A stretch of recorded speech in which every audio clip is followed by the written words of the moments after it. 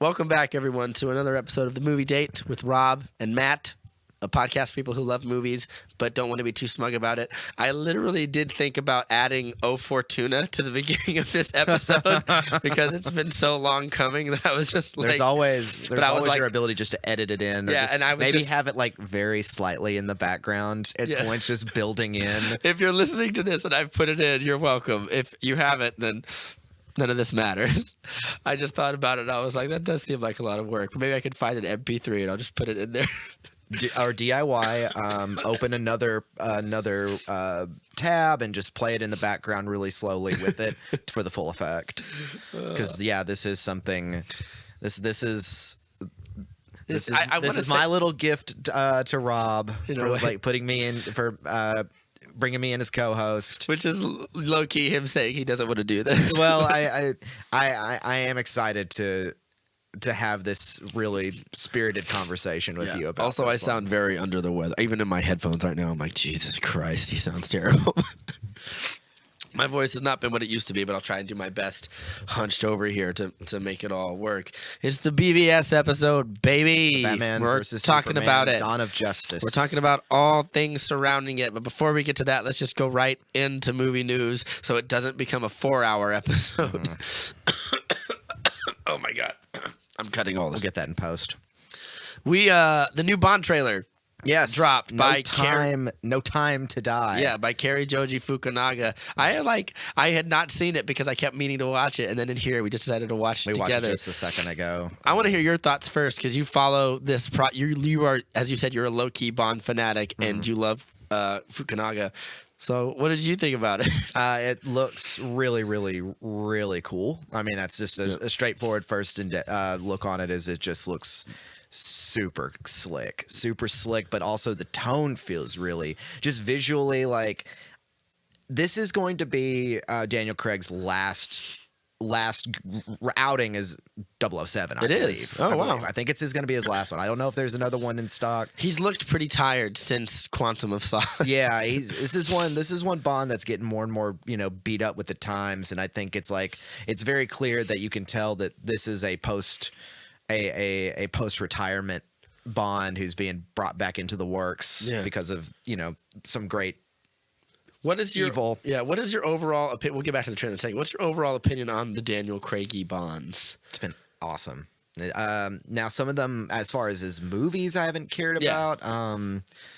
I think Casino Royale is one of the best Bond films of all time, if not one of the best, like, just general, like, action-y movies, action films of all time. It's so immensely enjoyable. It definitely is, in my opinion, the best of that whole franchise. Yeah, and it's from Dr. No on. It's the best. It's the most well crafted, thoughtful, great script. Eva Green's great in it. It introduced the world a lot to Mads Mikkelsen, which has been no bad thing. Le Chiffre. Yeah, and he's spectacular in it. Martin Campbell directed that one, and he directed Goldeneye. And he did Goldeneye, which is also the good one, the best one of the Pierce Brosnan. So, like, maybe just keep bringing him back for your first franchise. That's what some people have said, but it feels like maybe after his outing with Green Lantern, that kind of sank his career a little bit. Bring that up. It's like a bad relationship for me because I wanted to love that movie so bad. It didn't love you. There's a hilarious bit of him that shows how much he doesn't understand Green Lantern and doesn't like it, if I'm honest. There's a picture of him at Comic-Con with Ryan Reynolds, and it's the one where they asked Ryan Reynolds to do the Green Lantern oath for that little kid, and someone asked Martin Campbell what his favorite Green Lantern was, and he was like, there's a Green Lantern called Buzz, and he's like a little bitty bee, like, that's funny, right? Or something like that, and I was like, oh, God, it's not going to be good. This was just a... But...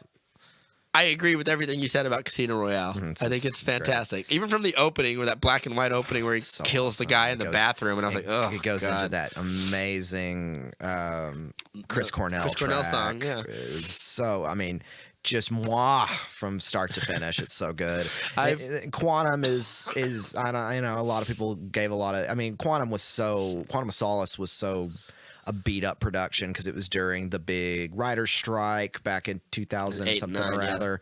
Which is what happened to that Justice League movie we were talking about, the George Miller one. A lot of things got developmentally sent to hell. Yeah. That movie was like a few days from shooting, and the writer's strike actors and everything were costumes were made, sets were built, and it's just gone. It just got lost lost to Atlantis. Yeah. But I always contend that if you've got a full afternoon open for you and you just want to immerse yourself with a little bit of just a fun Bond thing, take Casino Royale and Quantum of Solace and watch them back to back, because it just feels like it doesn't work as well by itself, but in context with Quantum of Solace, it feels just like the next episode. It feels like an expansion pack of Casino Royale. Yeah. And because of that, like, I almost wish you could just like take the credits out of it and just have one go into the other, a la The Thing and The Thing. Yeah. And just have those two flow into each other. And it's like, it's just one like long movie. Wait, you mean following the early like 1950s The Thing? No, and then the 2010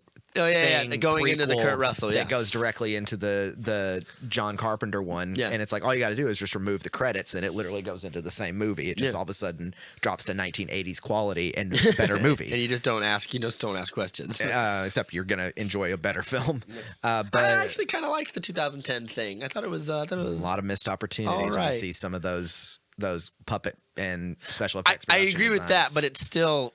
It is still weirdly terrifying, especially the part where it lays down next to the dude and absorbs his face. It was like, ugh. There's some good viscera in that, but you can't beat one of the greatest films of all time, which is The Thing. Yeah, I love it. The first horror movie my uncle showed me when I was like 12. He shouldn't have done it. Perfect uncle movie, though. That's a top tier uncle movie. Skyfall, I used to have really snarky opinions about, but that changed after Spectre, which is absolutely kind of garbage except for some parts. Yeah, then Skyfall looks amazing after that. Like, Yes. Skyfall still holds up really strongly, but Skyfall is actually like I found that it's actually a very like, it's not as flashy and as cool as Casino Royale is, but I think that it's like more emotionally resonant, and it actually gets into some of the nitty gritty of who he is and where he comes from. And I would say Skyfall is flashy. It's just more stylized. Sam Mendes doing the director, because he directed both that and Spectre, took some huge notes from Chris Nolan, because it's I think a lot of people can point out, it's a very Nolan-esque movie, particularly post The Dark Knight. Yeah. And so the bad guy feels like that. Yeah. I mean, Javier Bardem is kind of playing this character that's kind of like a Bane Joker sort of character, who's just like, I'm going to watch the world burn, and I'm destined to get my one job done in this world. And it is much more emotionally heavy, but I think, Casino Royale lands that so much later with the chemistry between him and Eva Green. Except for this one, Casino Royale looks like, it looks like it is like the most complete Bond movie, where it has everything that I would want. Spectre is fucking silly. He drives that plane down the mountain, and the wings come off, and I'm like, this plane would have blown up about 4 minutes ago. It's not even that. It's just the complete. It's just the complete disappointing waste of our Blofeld. Christoph Waltz. Christoph Waltz, who could have given such a spectacular, much more subtle, much more hidden performance. It's a movie with an incredibly mediocre, silly script that takes itself so seriously that it thinks you're not going to notice that it's a dumb script. Yeah, and it's like, it does have that awesome Dave Bautista fight, though. Yeah. I mean, Dave Bautista as Mr. Hinks is. I mean, it's pretty good. He's movie helper. He pops up in things, and I'm much more happy. He does. He's in Blade Runner 2049. He's so good in Blade Runner 2049. I was low key like, this is like a fantastic performance from this dude. Someone give him a little award for the effort. He's not even having to do much in that. It's all physical, and those little future glasses he's got. Yeah, but like it's so like, but I would argue it's not like, it's even like the little lines that he has when he strikes you as like a man on a mission in a way. When Ryan Gosling. Yeah, I need to watch that movie again. I think I'm gonna watch that tonight. It's 2 hours and 40 minutes of greatness. I love it. I never wanted it to end. But when Ryan Gosling like throws him around, and he goes, I can't remember what he asks him, but Dave Bautista stands up and he says, "Because you have never witnessed a miracle." And he's talking about the spoiler alert for Blade Runner 2049. If you don't want to know anything, he's protecting a person in a way. And I was like, it makes his character better. It's a great action sequence, and I feel like people think he's just a dumb guy who does Drax or something, but I feel like the guy's got He's like, he's a wrestler. He's And the it's like, thinking man's Rock. people if are he wants to people be. are underestimating these wrestlers and their great performances. I always said John Cena would make a great Shazam. Yeah, I was watching some videos recently with John Cena, and I was like, wow, he is very charming. He is a lot of presence. Yeah. I'd like to see him in more things, and probably not. What's the Firehouse movie Yeah, with him? it's a kids movie. It's a so- children's movie, and I'm like, He was in Bumblebee, the Transformers spinoff. and that I heard was actually really good. It's great. And it's he's that. you should I have the Blu-ray downstairs. I'll let you borrow it. He's pretty good in it for the most part. I'm not surprised. Yeah, and like it's a fun movie, and Bumblebee is voiced. He has his voice at the beginning of the movie. Good. And it's so much better than like the first Transformers movie when he speaks and they forget about it by the fifth movie and they give him a different voice. Like I think the movie was like he's already had a plot-breaking voice change, so we'll just do it again. We'll just do it again. But it's Whatever. Miles something. Teller? No. The one who plays the one who's in the Maze Runner movies. I don't know if his name is Miles actually. What's his name? Anyway, he's really good, and it gives Bumblebee like some spunk. And I was like, yeah, I like this Bumblebee. I feel sad that his voice is gone now. But anyway, new Bond trailer. All that aside, to wrap it up, Craig has been wonderful through all of them. Yeah. From going from this brutish, hulking brick of a Bond, that's a lot more serious and doesn't really have time to joke around, to kind of finding a sophistication, but also this kind of ever-present darkness. Yeah. It recalls the very brief tenure of Timothy Dalton. And Dalton kind of played him a little more haunted, a little more darker. And I actually like at least one of those Dalton movies a lot, at least to be in my top 5, and Living Daylights. Yeah. But I think that kind of it's clear they wanted to do something closer to Ian Fleming's original character. This kind of more brutal man of killing, Yeah.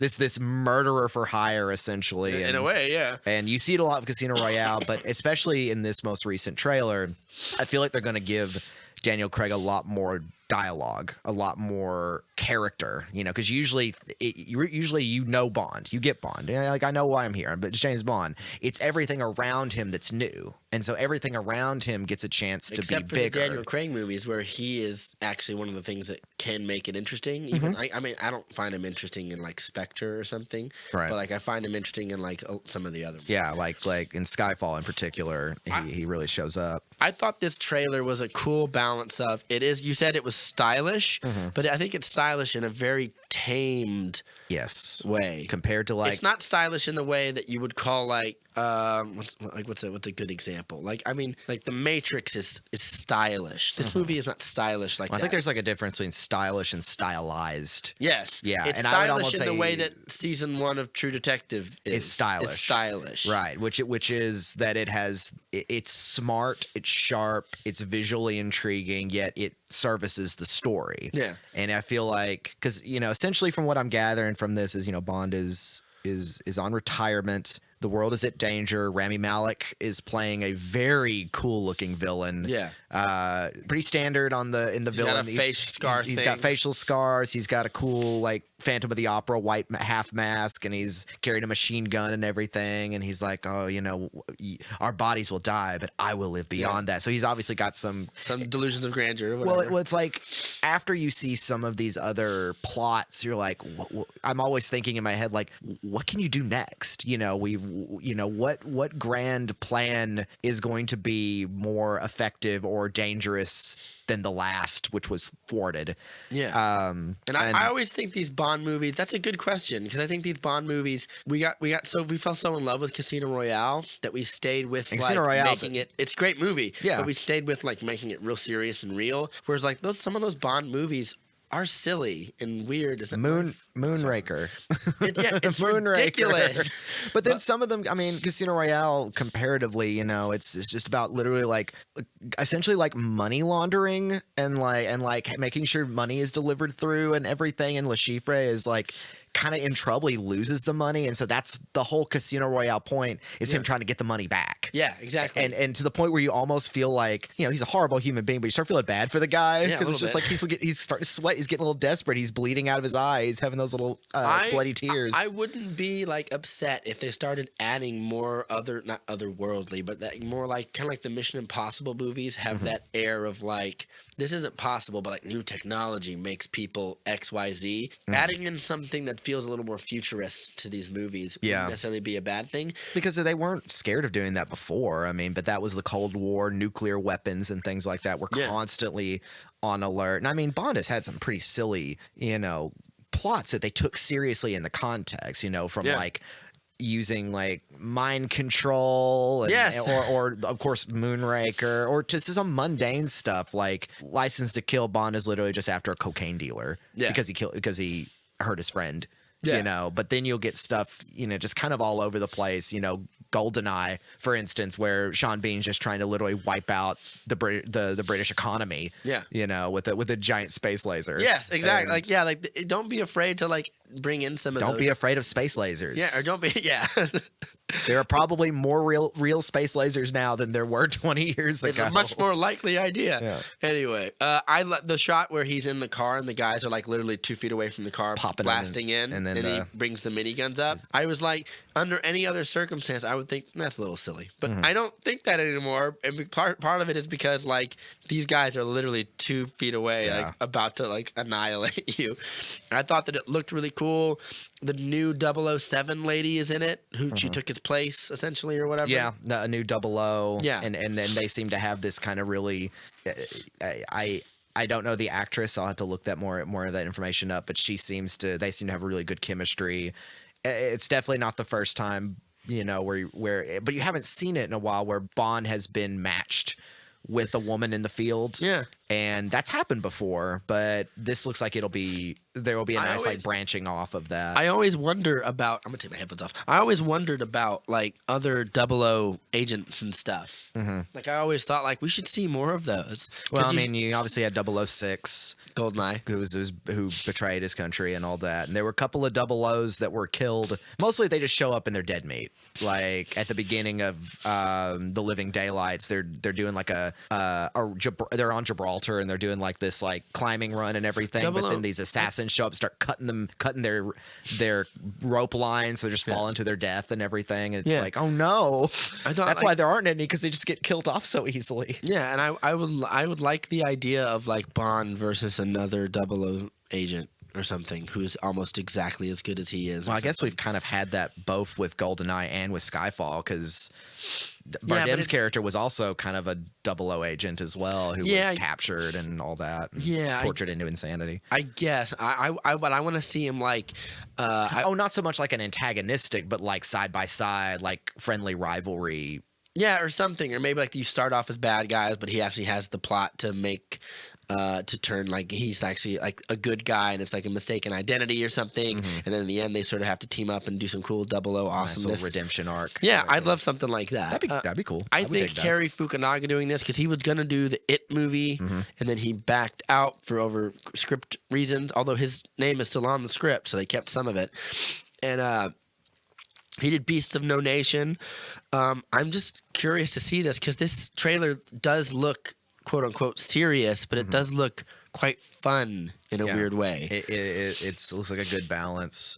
And I also like seeing Jeffrey Wright return as Felix Leiter. He hasn't really been in it since Quantum. Yeah. And he's a good Felix Leiter. You got to have that character in there. He's also the new Commissioner Gordon for Matt Reeves' Batman. Neato. Yeah. Neato. I dig that. All right. Next thing, this will probably be really quick. I might disagree with you on it, but the Black Widow trailer. What'd you think of it? I would say at this point, considering Endgame, I'm somewhere in between. Like, it looks interesting, but 10 years too late. Yeah. Other than just we never gave Scarlett Johansson her own film, and now it looks like she might not be in the franchise anymore. So it's like, let's give her her own movie. Yeah. The idea and the plot behind it, which is, you know, the Romanovs, right? Natasha Romanoff. Yeah. The Romanov family of spy Island of Lost Spies Yeah. gets back together and gets the gang back together to fight against some international evil. That's a cool concept, and that's Yeah. a very Marvel Disney concept, which is let's do something interesting with these characters in their singular movie. Yeah. And I'm like, okay, that's pretty neat. And like I said, David Harbour's in it with the big Russian Captain accent. America. Yeah, he's read something or other. I don't know. He's Red Sun Superman of Captain America. Right, but he's a little schlubby now, and he's got that David Harbour-ness to him. And then Florence Pugh as another. Who I think looks 7 feet tall in this movie, but Yeah, in cameras Midsommar, will do a lot for you. Yeah, but in this movie, she looks like in Midsommar, she looks like a tiny little puppy. She's like a little and baby. now she'll kill you, man. She'll stab you in the neck. And yeah, so what do you think about it? I think it looks like kind of whack and boring. Yeah. And like I don't know that like I'm that interested to see another like it's the thing that I like about any superhero movie or any Marvel movie in particular is like I like a sense of otherworldliness, and I like a sense of like this isn't just an action movie.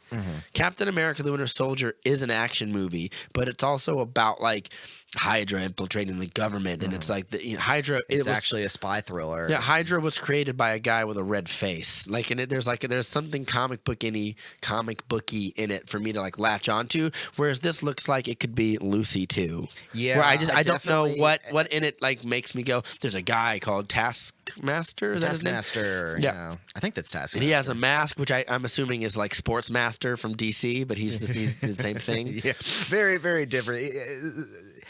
Taskmaster is more, Yeah, give me the. and I'm imagining all my more comic book friends just kind of rolling their eyes at me for he's more like Deathstroke.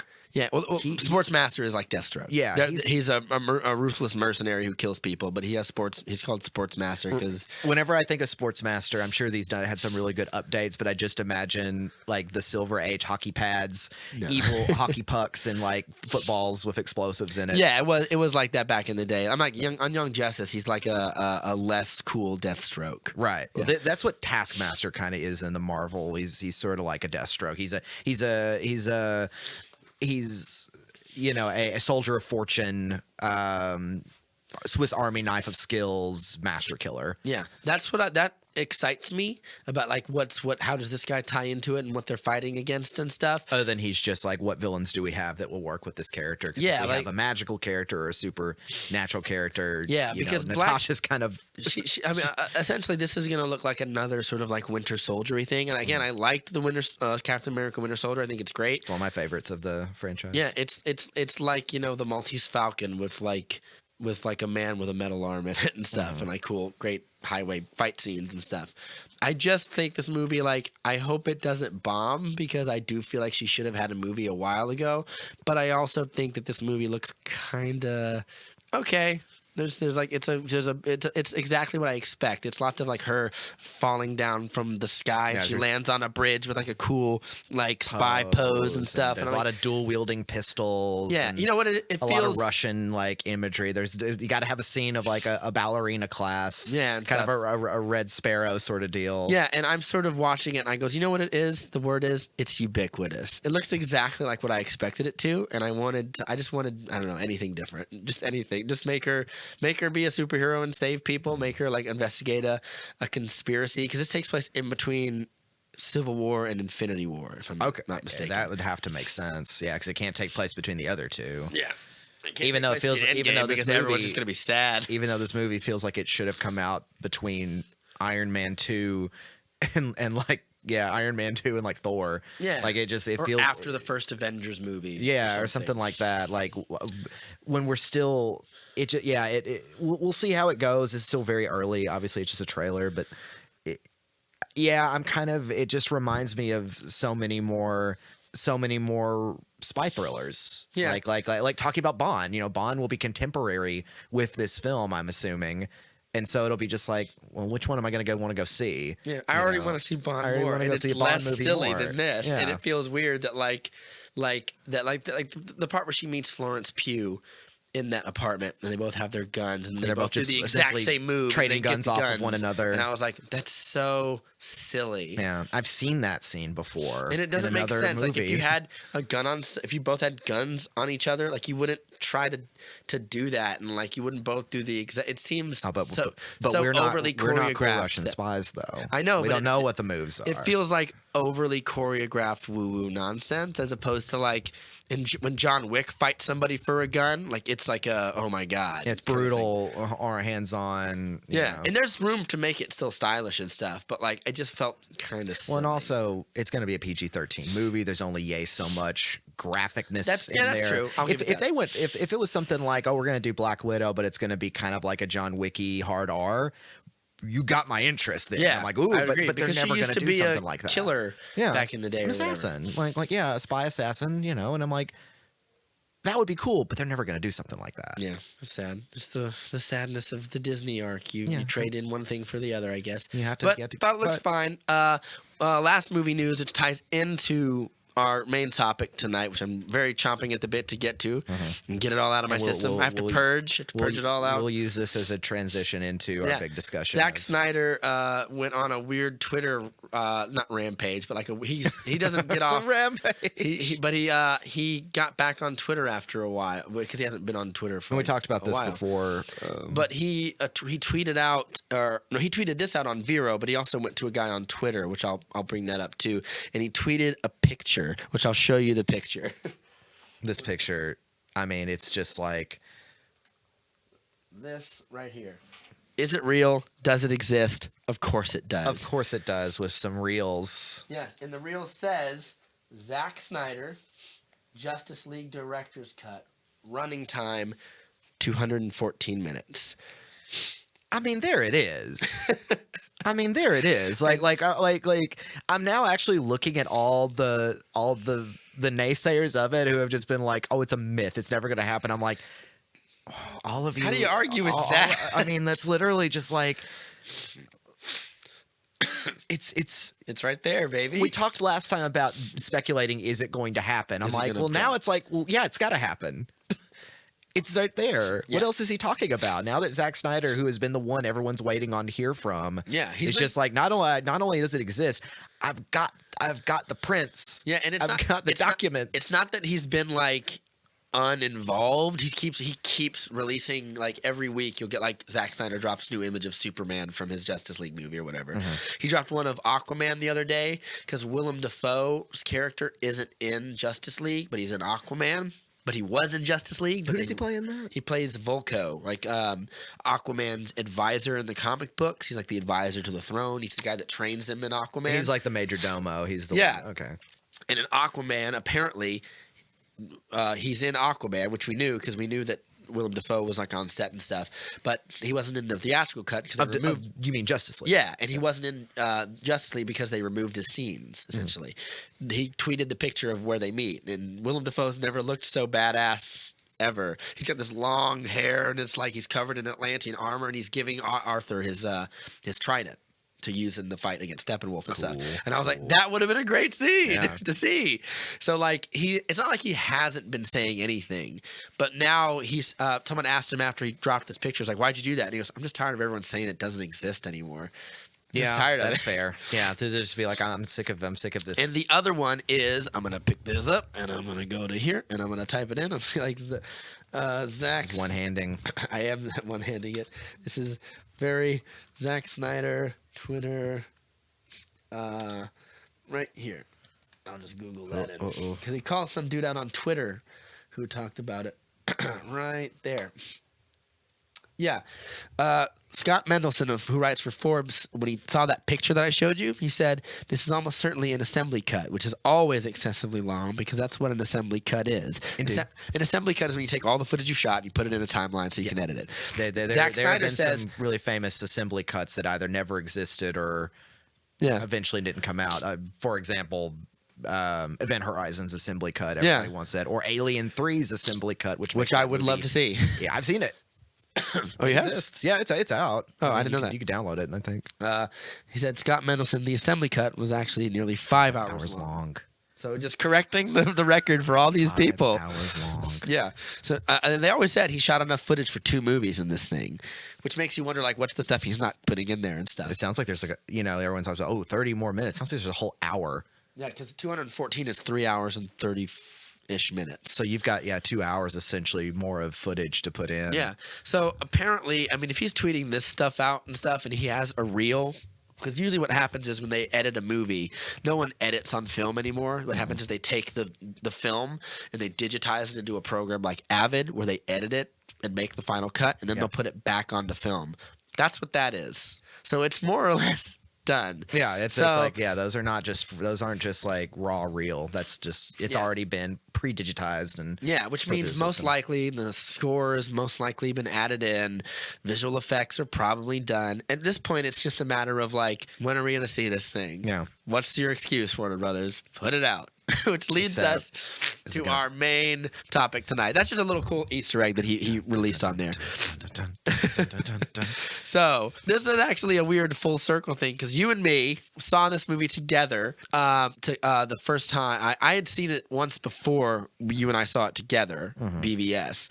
I saw it by myself because I was going to go with my brother one day, my little brother Shelby, but like I was like chomping at the bit and I was like, I have nothing to do tonight. I'm just going to go see it on the day it comes out. I found like a late showing. I went there. Theater was packed, and I saw it, and I left the movie like on board with what I had just saw. I was like, yes, I like this. And then I saw it with you guys. Sean didn't like it, and you were, I think, middling. I was more or less. I'll let you talk about it. I was more or less after seeing Batman versus Superman: Dawn of Justice in the theatrical cut. I definitely kind of walked out of it really confused, more or less. I think I remember I was looking around, and obviously, in order to make like our discussion make sense, I have to be very honest about how I felt. Of course, I didn't like it. I didn't like it. I looked around the audience and I was wondering, who is this for? Like, I was looking at little kids and I was like, it's not for them. Not really. I was looking at just casual action film or big hero film audiences. I'm like, well, it's not for them. Yeah. Not quite. There might be a little crossover, but I don't think so. There's like 3 different movies going on here. Then afterwards, and then like, there were a lot of fans who didn't get what they wanted out of it either. And it just seemed like, well, this tanked. This at least not money wise. I mean, it made its money. Yeah. But just under 900 million. So it was quite successful. But as far as the money goes. As far as a feature, a film you want to go back to, as far as a film, it's just like it, for me and a lot of my other friends, we were just like, wow, that really kind of didn't work. And I followed a lot of the negative reviews and everything, and there was a lot of problems that were had with it, and I definitely was just like, yeah, I didn't care for it. There are parts of it, obviously it's a parts of. At that point it was a parts of I enjoyed. There are parts of it I really enjoyed, but the whole package just didn't work for me. Do you remember if you don't remember, that's fine. Do you remember like when you were leaving the theater, like what parts you didn't like and what parts you were like, I wanted more of that? Well, and this is like we'll talk 3-ish years ago, so if you don't remember, it's fine. Yeah, and we'll talk more about this obviously as we get into our general discussion. But I remember feeling like that Superman and just Clark's character felt underwritten and underdeveloped and almost secondary to a plot. I was like, well, for Batman versus Superman, this is Batman's movie. And I recognize, like, well, yeah, you're introducing a new Batman. You're introducing Ben Affleck. You got to give him some work. But I was like, this movie, Clark really doesn't matter in this. He's almost just like an item. Yeah. Like he's almost like a MacGuffin character. He's a plot point that everybody wants to get to. But his emotional effect feels so distant, especially for what it ends up being about by the end of the film. He's like a guy that a movie is swirling around, but isn't part of the movie. But he's not a part of the movie. Yeah. He's elusive. And I say that as someone who likes the theatrical cut for what it is. When I saw that, I was like, it is more about Batman than it is about Superman. Although it is about Superman to a degree. Yeah, but it's not from his point of view. It felt like it was more from Bruce's point of view. Also, the tone of it felt really weird. It had this very dark, very dark, very dreary, very thinky kind of thing going on that was like there was no real levity to it, and I was like, this is very serious for what it is, and there's no real levity. That's why I was like, this isn't for kids. For a PG-13 movie that's got like Burger King items or stuff like that, I'm like, this, I can imagine being like 9 years old and being like scared. Like there's just outright, and I don't talk about Batman, I'm just like outright murder and just like prison imagery and all kinds of other stuff. It's really grim. It's a grim world you're going into. It opens with, you know, shades of 9/11, buildings collapsing and all that, and it's like, this is it's a weird, maybe not a hard right turn, but it's definitely a turn from Man of Steel, which for the most part is a very serious tone, but it ends with that very hopeful sort of idea of like Superman accepts this is his home. And since you're having a lot of the dichotomy with the Kryptonian, you know,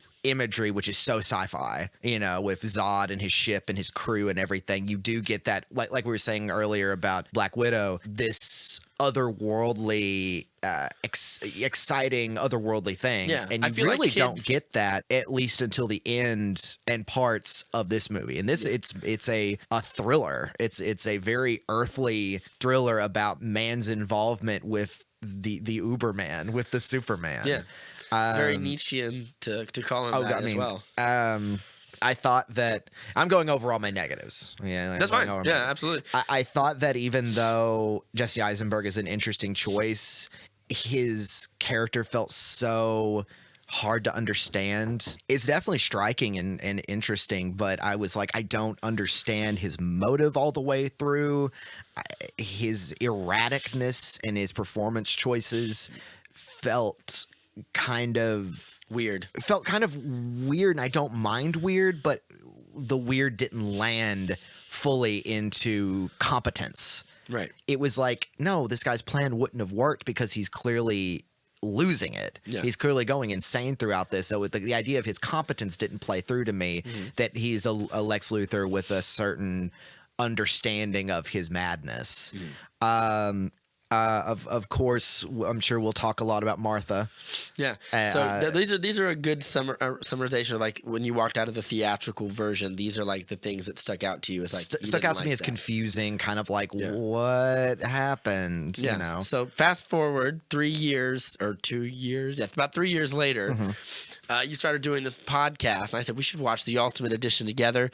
We watched it last night, or not last night. We watched it over a week ago. Yeah, we watched it over a week ago to get some time to. We took some time to stew on it. I've seen it at least, and I'm not even. This is not like even an unrealistic estimate. I've seen it at least 60 or 70 times by this And this is my first time seeing it since we saw it in theaters together. And I've had strong opinions about this movie and about things that are said about this movie that I think missed the mark. And it's not that I hate the people that make these statements, but it's that when I see a movie that is so unrestrained in what it shows, and people get it. I would say get it wrong, at least wrong from the point of view of the filmmaker's intention. I take umbrage, sir. I take mighty umbrage. And I thought the theatrical cut was a sort of declawed or defanged version of the movie that we saw downstairs, of the theatrical version. Of the ultimate version. I still like the theatrical cut. But this is the version, just like the Lord of the Rings. This is the version that I watch when I watch this movie. Yeah, after seeing the Ultimate Edition, if I were to watch this film again, that would be the only version I'm watching. Yeah, it's much like extended Lord of the Rings, much like Kingdom of Heaven. Yes, I love that movie. The director's cut of Kingdom of Heaven is the only thing to watch, because without it, it's kind of a boring movie. But then the director's cut makes it amazing. This goes into line with this director's cut. This Ultimate Edition makes it a better film. Makes it a better film altogether. What were your ultimate? And it's still a 3 hour long movie, and there's still stuff that I'm like, yeah, I can guess why they would have cut something like that. What was your overall feelings after watching the Ultimate Edition?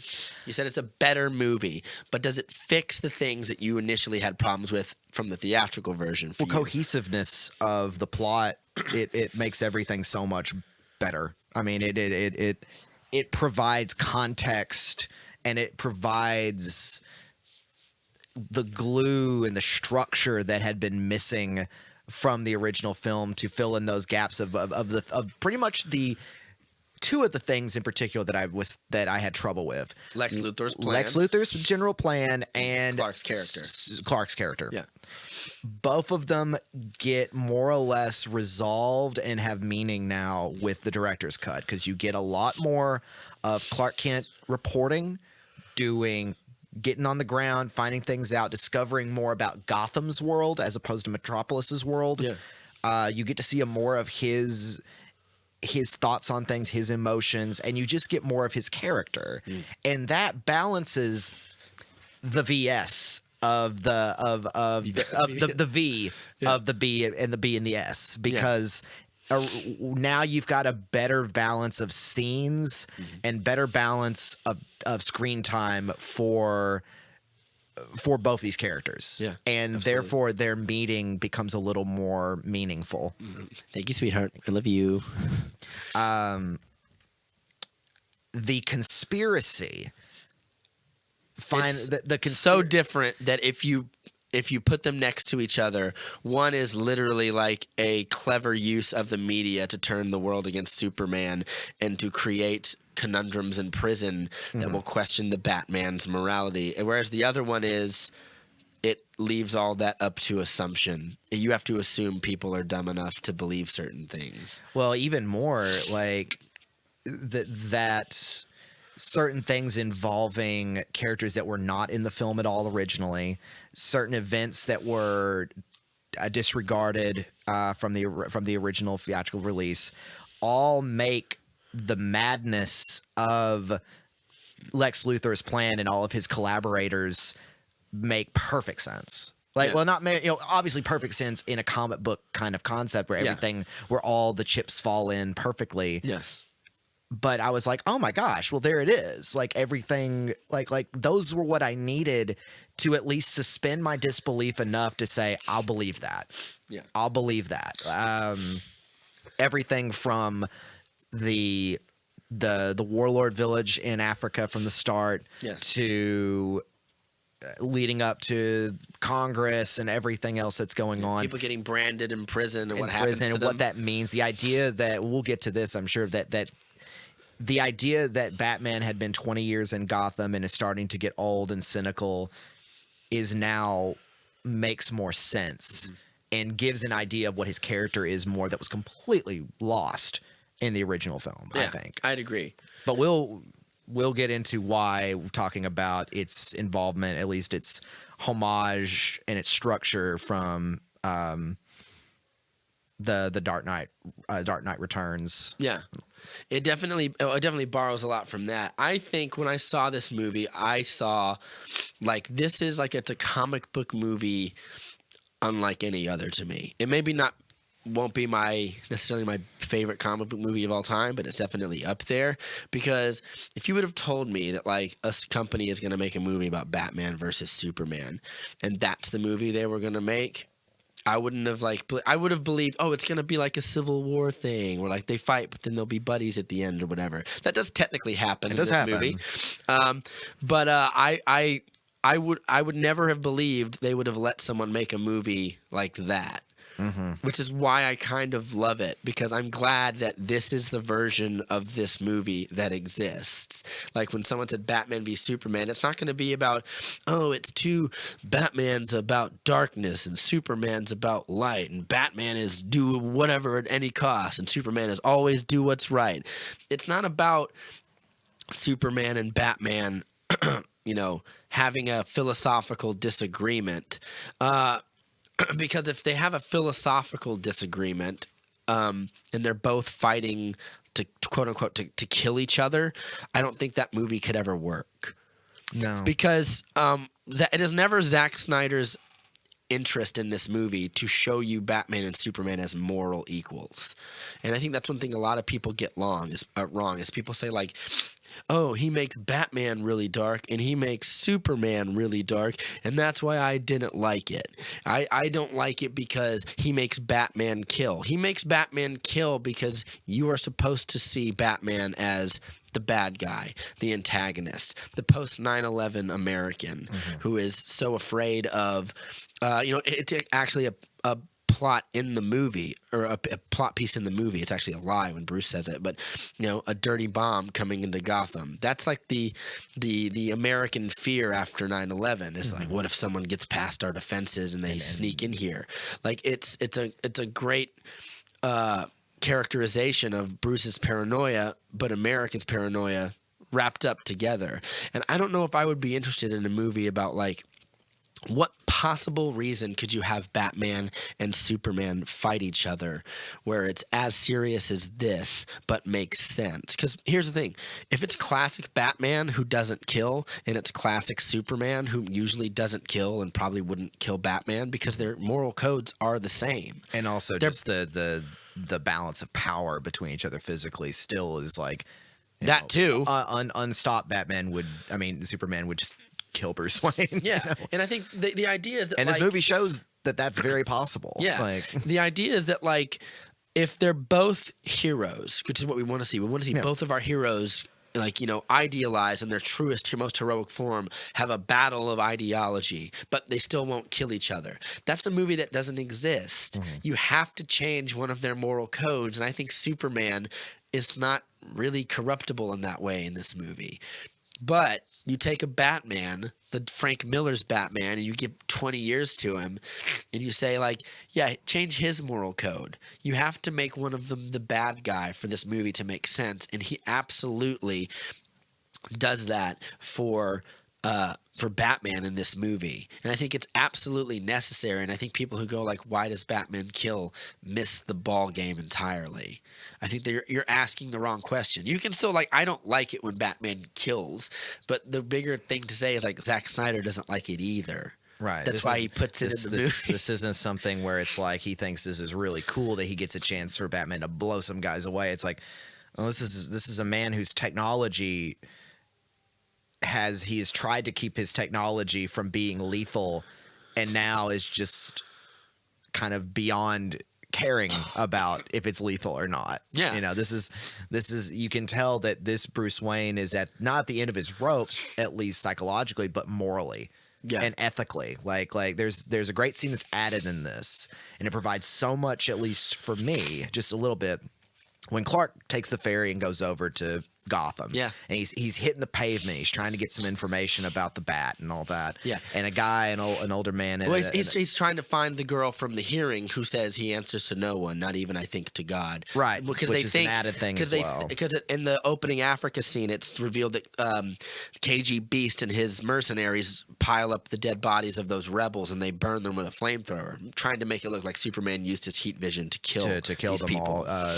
And that's of course that was missing from the original as well. And he goes to Gotham on the ferry to track her down, and he runs into this older gentleman, and I'll let you take it. Who's hanging out in the stoop and everything, and he's basically saying, you ought to not be here late at night. And he's like, what are you talking about? And it's just like, he doesn't say like you have to watch out for Batman. He just says he's changed. He's gotten meaner. Yeah. He says, you better get out of here. You better get out of here too before dark, unless you want to run into him. Another woman comes behind him and says, don't listen to him, or don't listen to any of that nonsense. The only people who are afraid of him are people who have reason to be. And he says there's a new kind of mean in him. He's angry and he's hunting. And he scratches a symbol of the bat symbol. The symbol that has also been used for branding prisoners, which we now find out has a lot more depth and context involved with Luthor's plan. Yes. Which changes things dramatically, because that's not involved at all in the theatrical cut. Not at all. Instead, it's just like whenever you're branded,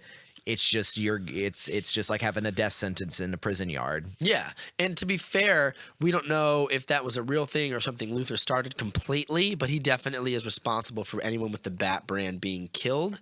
And I think it's meant to show that, one, Bruce Wayne, when it's revealed that that's happening, Bruce Wayne still does that to criminals. Which shows that he doesn't care what happens to them. Right. It's not my fault. He still brands them. He still brands the guy that we first meet him. Also, the first time we meet Batman in this movie is literally like the introduction of a villain. Yeah. He's a monster crouched in a corner, Hereditary style, and he crawls across the ceiling as they shoot police are trying to, shotguns at him. it's like the introduction of a devil, and people still go like people still don't understand that Batman is the bad guy of this movie. Quite literally. I did say I was going to borrow a few pieces from a really great article. It's a 15,000 word analysis of the metaphysics of Batman v Superman by Charles Boyer on comicbookdebate.com. So I'm plugging the article, but it has some really great things in here and really great pieces of symbolism and examination of like metaphysical themes that I think are completely lacking in almost every other superhero movie I've ever seen. I'd love to hear about this. Bar this one. And I think especially having to do with like even like The Dark Knight, as great a movie as I think it is not as interested in the things that this movie is interested in. Zack Snyder is, if he's trying to say anything with this movie, it's that superheroes aren't just superheroes. They're modern day mythology. They're our gods given to us today.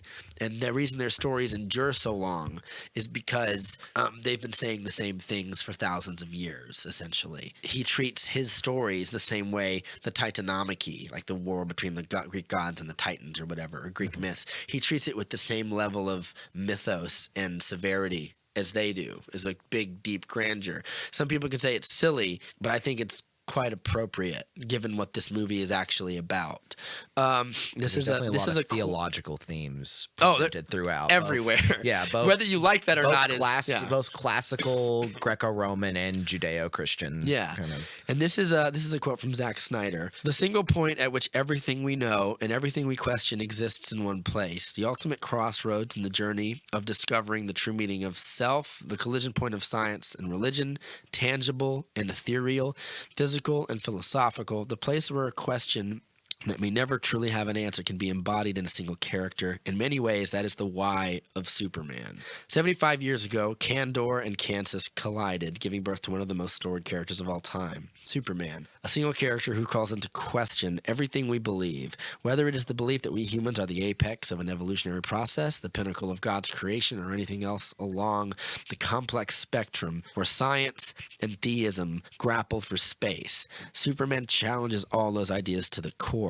He forces us to look at ourselves as individuals and mankind as a whole through the filter of a being who looks very much like us, but has the physical strength and abilities of a god, yet despite his corporeal strengths, he is not omniscient, and therefore must venture out into the world on his own journey of self-discovery.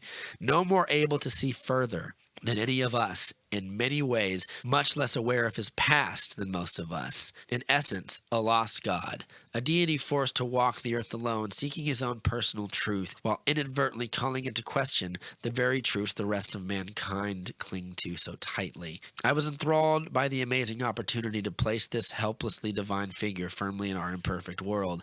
It was a chance to tell the complicated story of a struggling savior, a reluctant messiah, in a modern way, an opportunity to carefully deconstruct the classical godlike character who we have often perceived as aspirational, but also distant and divine at times. Zack Snyder. That's his approach to what he sees Superman as. Wow, it's something. He has thought a lot about that. That's maybe more than maybe some people say like maybe more than you should, but that's a very impassioned statement. Like there was some parts I was like, okay,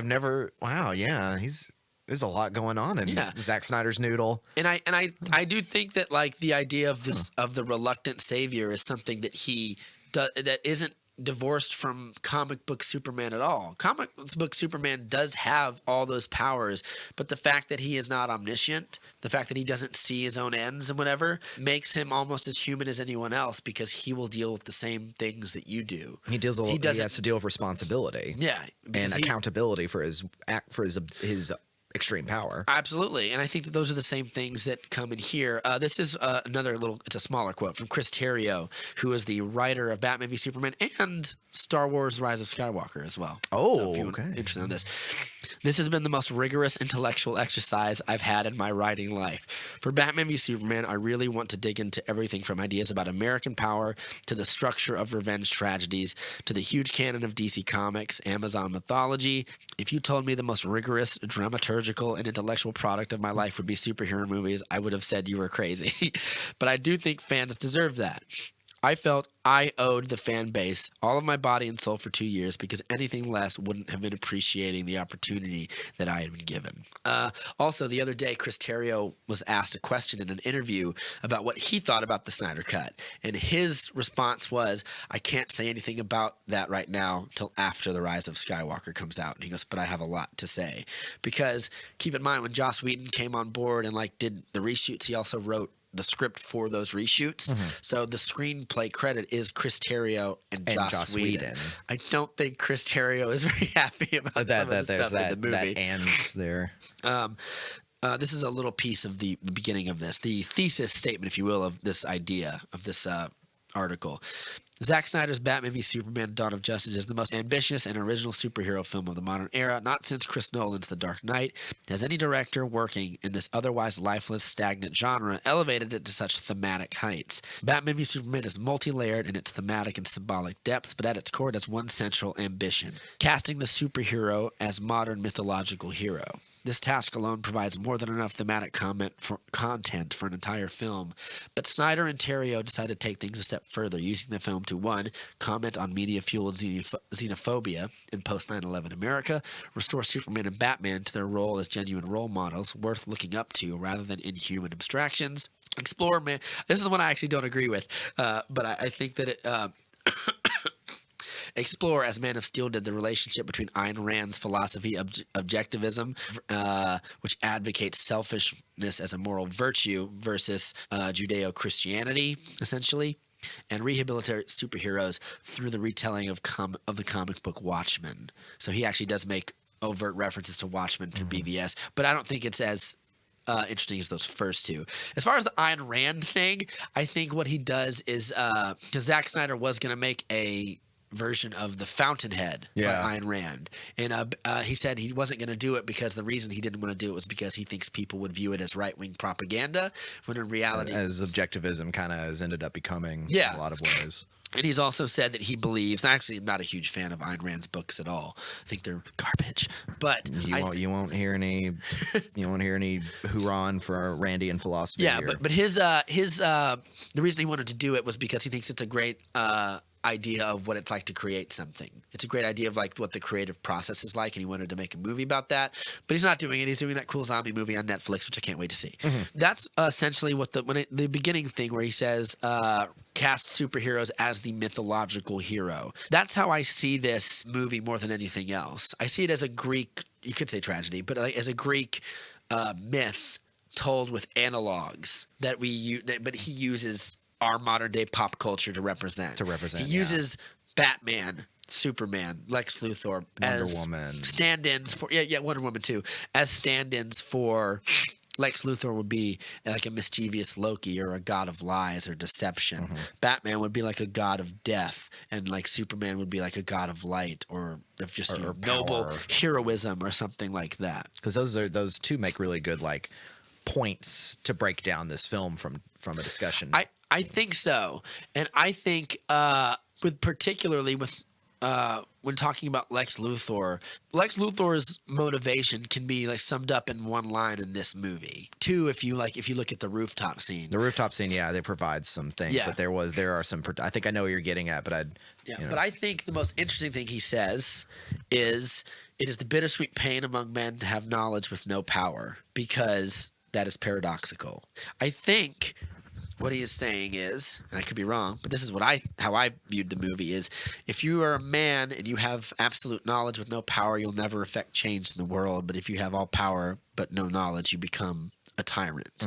Lex Luthor does both of those in this movie. And also tries to paint these two characters as those very radical, stark ideologies to each other. Yeah. He wants Clark to view Batman as the former, and Batman and Bruce to view Clark as the latter. Well, all of humanity to see Clark as the latter. Bruce as well. As that, because Superman is this alien being that came in through disastrous means, that it's like, we don't know if he shares our moral understanding of things, because he is all powerful, but does not have our understanding. Yeah, or our mortality. While Batman, Well, I guess as kind of brought out through particularly the director's cut, is a man with great knowledge and striving for something, but upon the reveal of a character like Superman, realizes he is lacking power. Completely ineffectual. Because there's a really great point in it. There's a really good line in the movie where he's talking to Alfred. He's talking to Jeremy Irons as Alfred, which big ups to Jeremy Irons in this. Him and Affleck's chemistry is wonderful. Probably All one of the best quips. One of the best. There's a line one of my favorite Alfreds for sure. Certainly. Yeah, he literally takes over the Batwing at one point, which is pretty cool. Yeah. I don't think Michael Caine could have done that, but Michael Caine's great. I'm not kidding on him. It's a different kind of need for this Batman. It's the Alfred this Batman needs. I agree. But he says something along the lines of, 20 years and a criminal just becomes another criminal becomes another criminal, and it's very clear that this criminals are weeds, Alfred. You rip one up and another one takes its place. Yeah. And so that obviously feeds into his desperation and his cynicism, which is just no matter what good he tries to do, no matter what crusade that the Cape Crusader is on, he has lost so much. He has still lost his city. Yeah. He has still lost his moral strength. And, it's clear he lost Robin as well. This is post Robin death. This is a Joker still on the loose as far as we know. And then a savior comes down and shows an ability that he never had. Yeah. And instead of it's devastating to his ego. It's devastating to his morality and his ego. Yeah. There's lots of religious not just iconography, but religious themes thrown in this movie as well. One of my favorite ones, because if you look at in the beginning of this movie, we see the Wayne's death again. Mm-hmm. And what happens is it is either a memory or it's Bruce's dream of the memory. Both movies start with a funeral, which I also found quite poetic. But what happens is during the beginning of the movie, we see his parents get shot again. And the beginning of the movie starts with Bruce saying a series of lines, which are basically his entire reasoning at the start of this movie. And he also ends it with another series of lines which show his character arc at the end. In the beginning lines, it's there was a time above, a time before, there were perfect things, diamond absolutes. And he goes, but things fall, things on earth, and what falls is fallen. He talks about there was once a time when I was beholden to these diamond absolutes. He goes, but once I lost those, once it was taken from me, I can't really put it back together. Mm-hmm. You can't put the toothpaste back in the tube, as it were. And at the end, it shows him falling into the bat cave. He sees the bats swirl around him, and they lift him into the light. So at his lowest point in his life, he sees his parents killed, and he sees Batman as his ascension to godhood.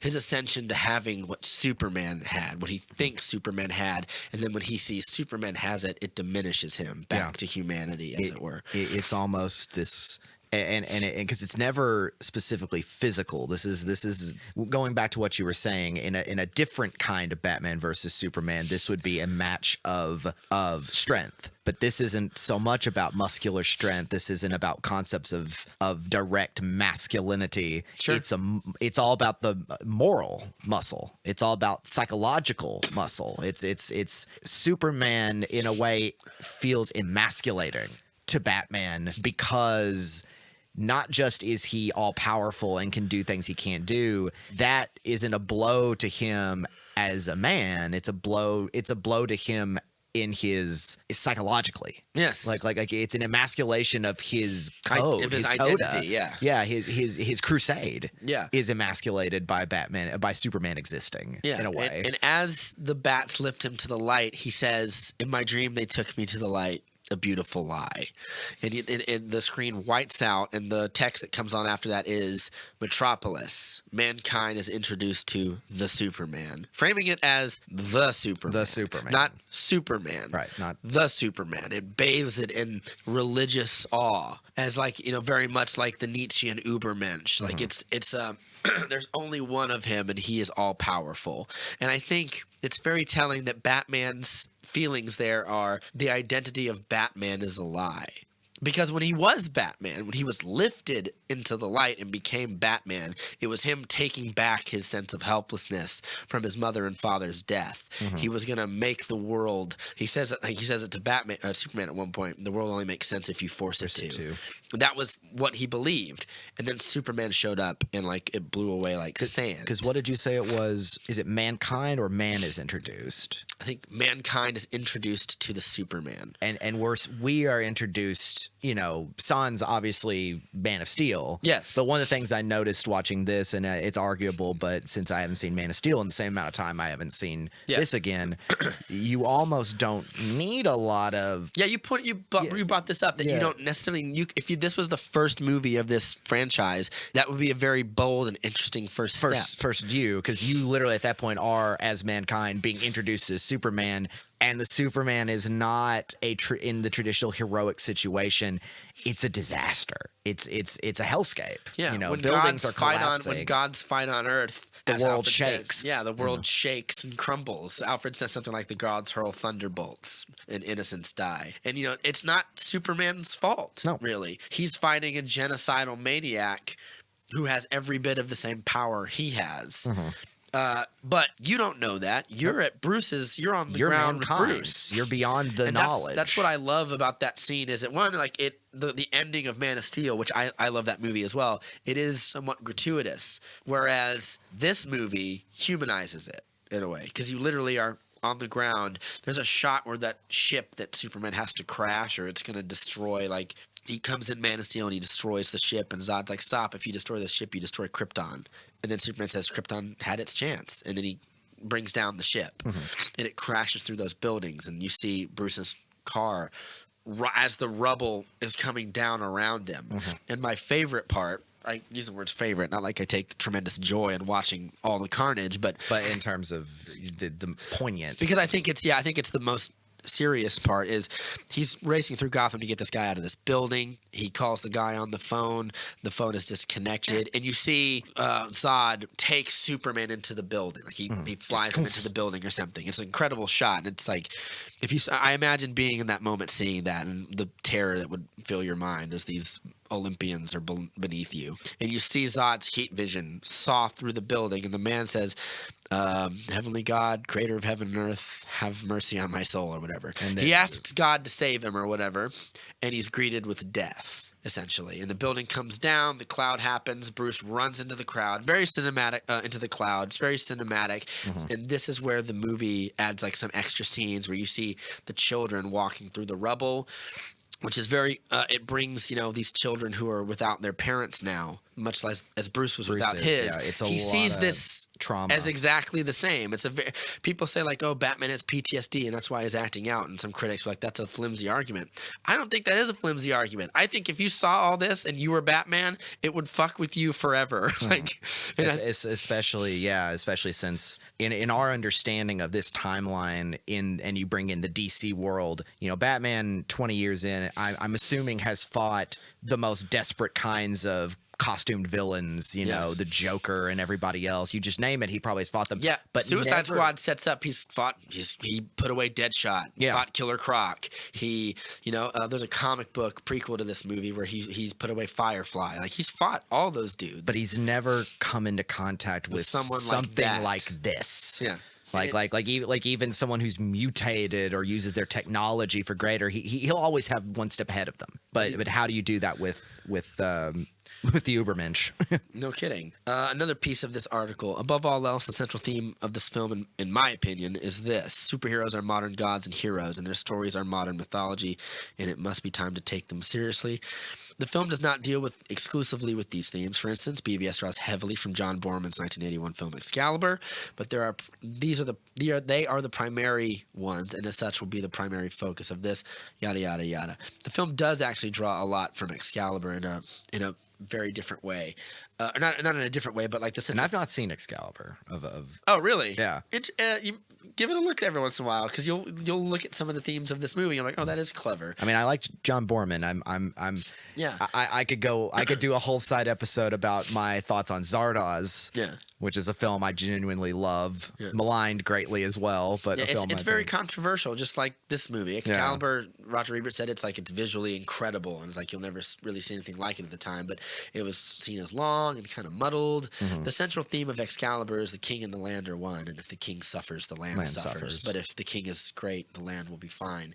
And as it's something similar is happening with Superman in this movie. In fact, at the end of the movie, before he kills Doomsday, he looks at Lois Lane and he says, "This is my world." He goes, "You are my world," which I think is a very interesting thing. Is like he's gonna put his life on the line for this planet, much in the same way at the end of. I don't want to ruin the end of Excalibur because it literally mirrors it with when he fights Doomsday. But that's very clever. I just think it's a nice nod of Zack Snyder to be like, I liked this movie and I'll do it. And it's going to be kind of part of my creative process in building this film. That was also the reason he uses the spear, is Mordred uses the spear when he fights Arthur. And there's also isn't it when Bruce's parents leave, they leave the theater and the marquee is Excalibur? Yeah, well, there is Zorro is on the top of the marquee, and there's a poster for Excalibur coming soon. Gotcha. Or whatever. Because that's definitely here it is. Yeah, and he clearly likes that stuff. He talks about the critics' reaction to BVS, and we'll talk about some particularly critic points that I think are really dumb, and that I think people missed. And I think it's disappointing that fans were having deeper conversations about this movie than critics were in a way, because there's two critic reviews he hits here. The problem I see at the core of the reaction to BVS is that people weren't willing to let the film be what it was going to be and judge it on that basis. They had their own ideas, partially based on the inept marketing of the film, about what they wanted the movie to be. And when they sat down and saw Bruce Wayne raised into the light like Jesus Christ by a flock of bats, immediately followed by the location card saying, "Metropolis, mankind is introduced to the Superman," they crossed their arms and thought, well, isn't this all very self-important? Instead of taking the time to watch the film on its own terms and letting it tell you what it's trying to tell you, they balked at it. Here's a perfect example of a film reviewer and a film critic who took different roads in looking at the film. I think this is very interesting. It's a review from Leonard Maltin. When was it decided to Rotten review on Rotten Tomatoes? When was it decided superhero movies shouldn't be any fun? And it's a big Rotten review. And then there's John Bafis of Commercial Appeal from Memphis, Tennessee, or whatever. He says, it conjures a post 9/11 pre-apocalypse in which dreams, visions, and memories and pop culture and history overlap. He gave it a positive review. And he says, Maltin has the audacity to bemoan the dilution of film criticism on the internet. Whereas, what is this guy? Whereas John Bafis saw something he didn't understand and tried to view it on its own terms. You'll notice as well that Bafis doesn't give the film a ringing endorsement. You don't have to love BVS if you take it seriously, though. You'll at least respect it. That's sort of where I'm at with this. There are parts of this movie that I'm like, would I like more action sequences? Would I like a spoonful of Disney in my BVS tea or whatever? Maybe.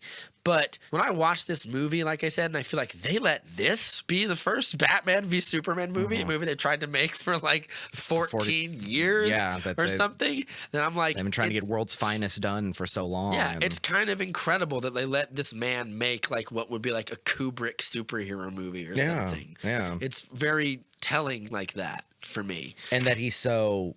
to this day, still so passionate about it and so kind of emotionally... needed to make this story. Yeah. And this wasn't just something I was like, I'm gonna be doing a superhero movie. It's very clear that Snyder. Which is not to say that I think all superhero movies are empty, vacant things. There's a lot of them that I like for all sorts of reasons. Yeah, Black absolutely. Panther, Logan. Even the original, Michael Keaton, Tim Burton Batman. Yes, is no discussion of philosophy.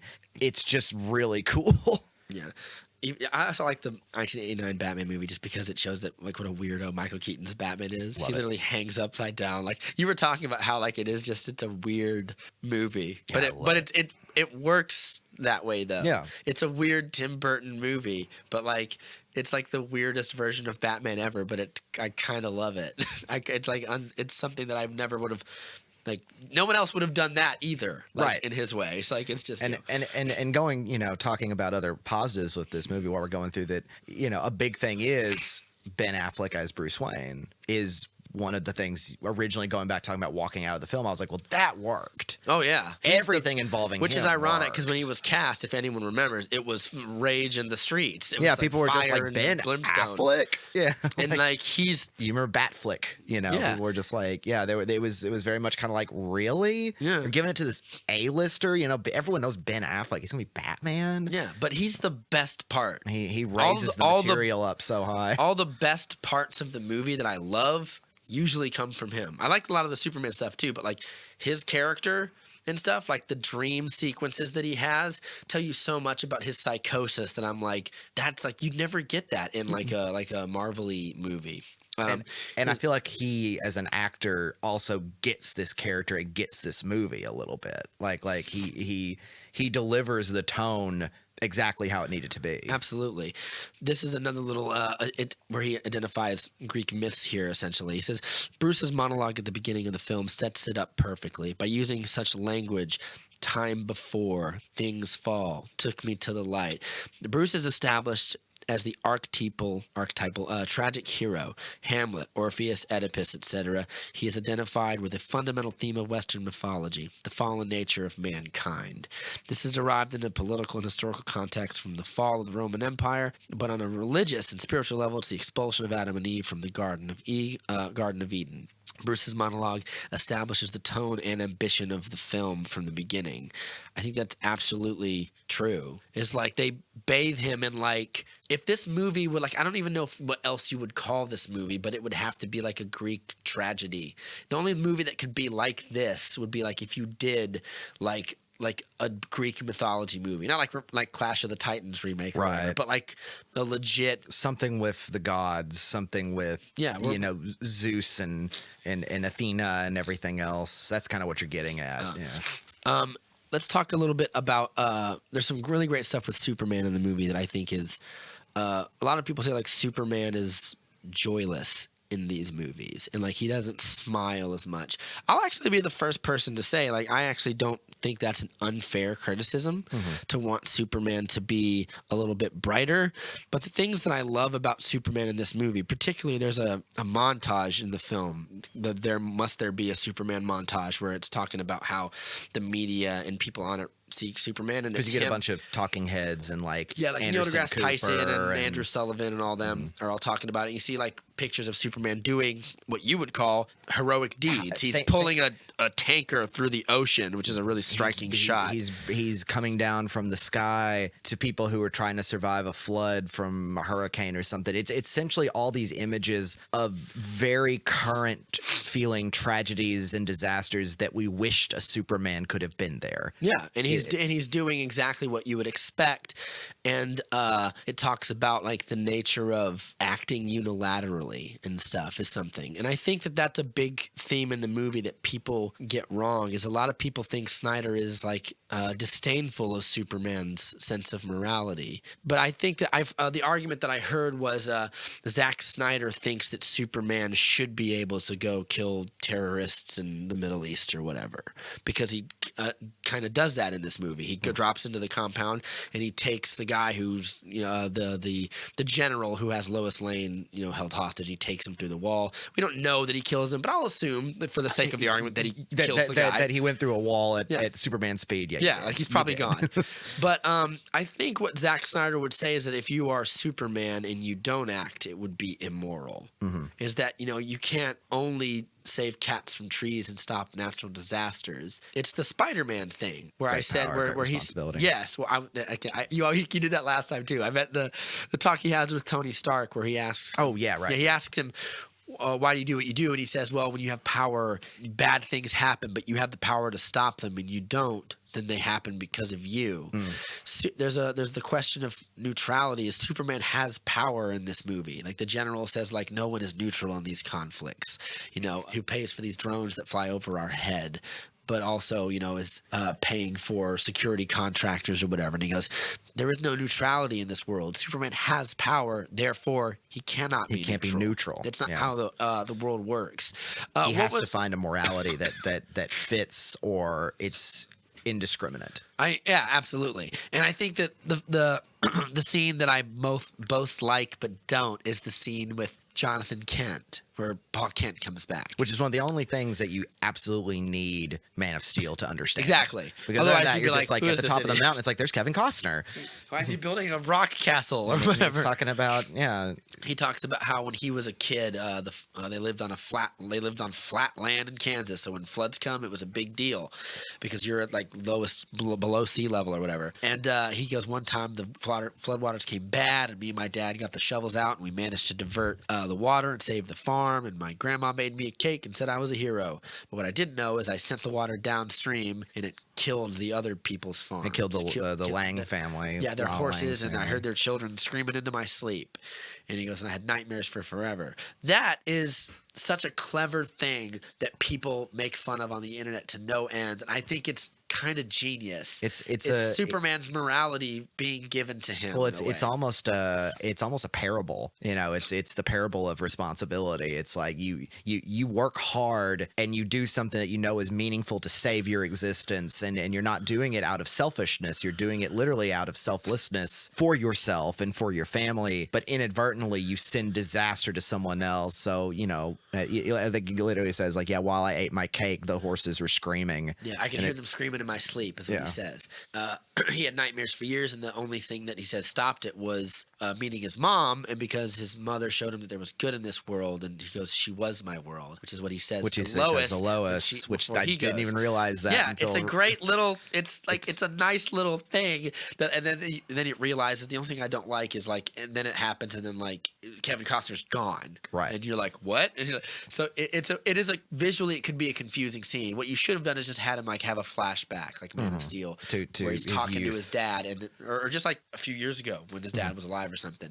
You just have them talk, and then have him say that, and then you cut back. But if that was in a comic book, it would be like a little thought. Yeah, it would be like a thought sepia tone, like back on the farm in Kansas. Yeah, and I think that's people always complain about him not giving Superman enough like life lessons and like more morals in these lessons. Like they want the Superman 1978 one where Paul Kent puts his arm around him and says like, "Well, you're different, and people will be afraid of that, but you just try to do good and don't do bad." And they want the apple pie and Chevrolet kind of. But it's morality. a different world. Yeah. Like I think also the imagery of the buildings falling and warlords and everything like that.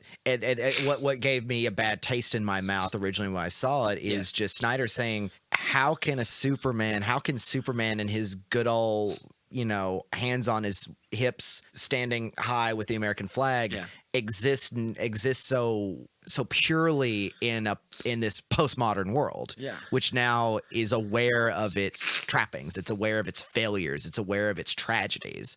Like we I didn't even think about it that way, but that's actually 100% true. We as a society watch thousands of people die on television on 9/11. We've been in forever wars, and we've seen disasters and tragedies now more regularly because we have social media and television and media and everything else.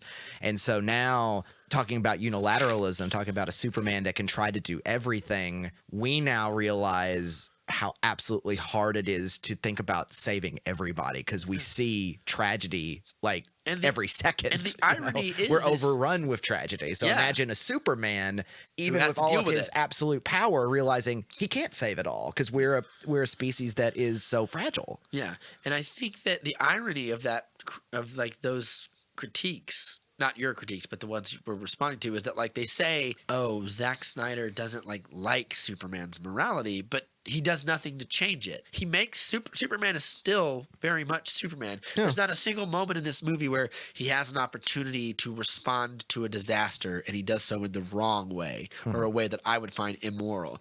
He saves Lois from the rebels in Africa. He saves the people from the space shuttle as he grabs it as it explodes. He's pulling that giant tanker through the snow. He's saving the people from the flood. He never does anything that I'm like, Superman wouldn't do that. Yeah, he's never doing anything. What changes is the world around Superman, the reaction to Superman.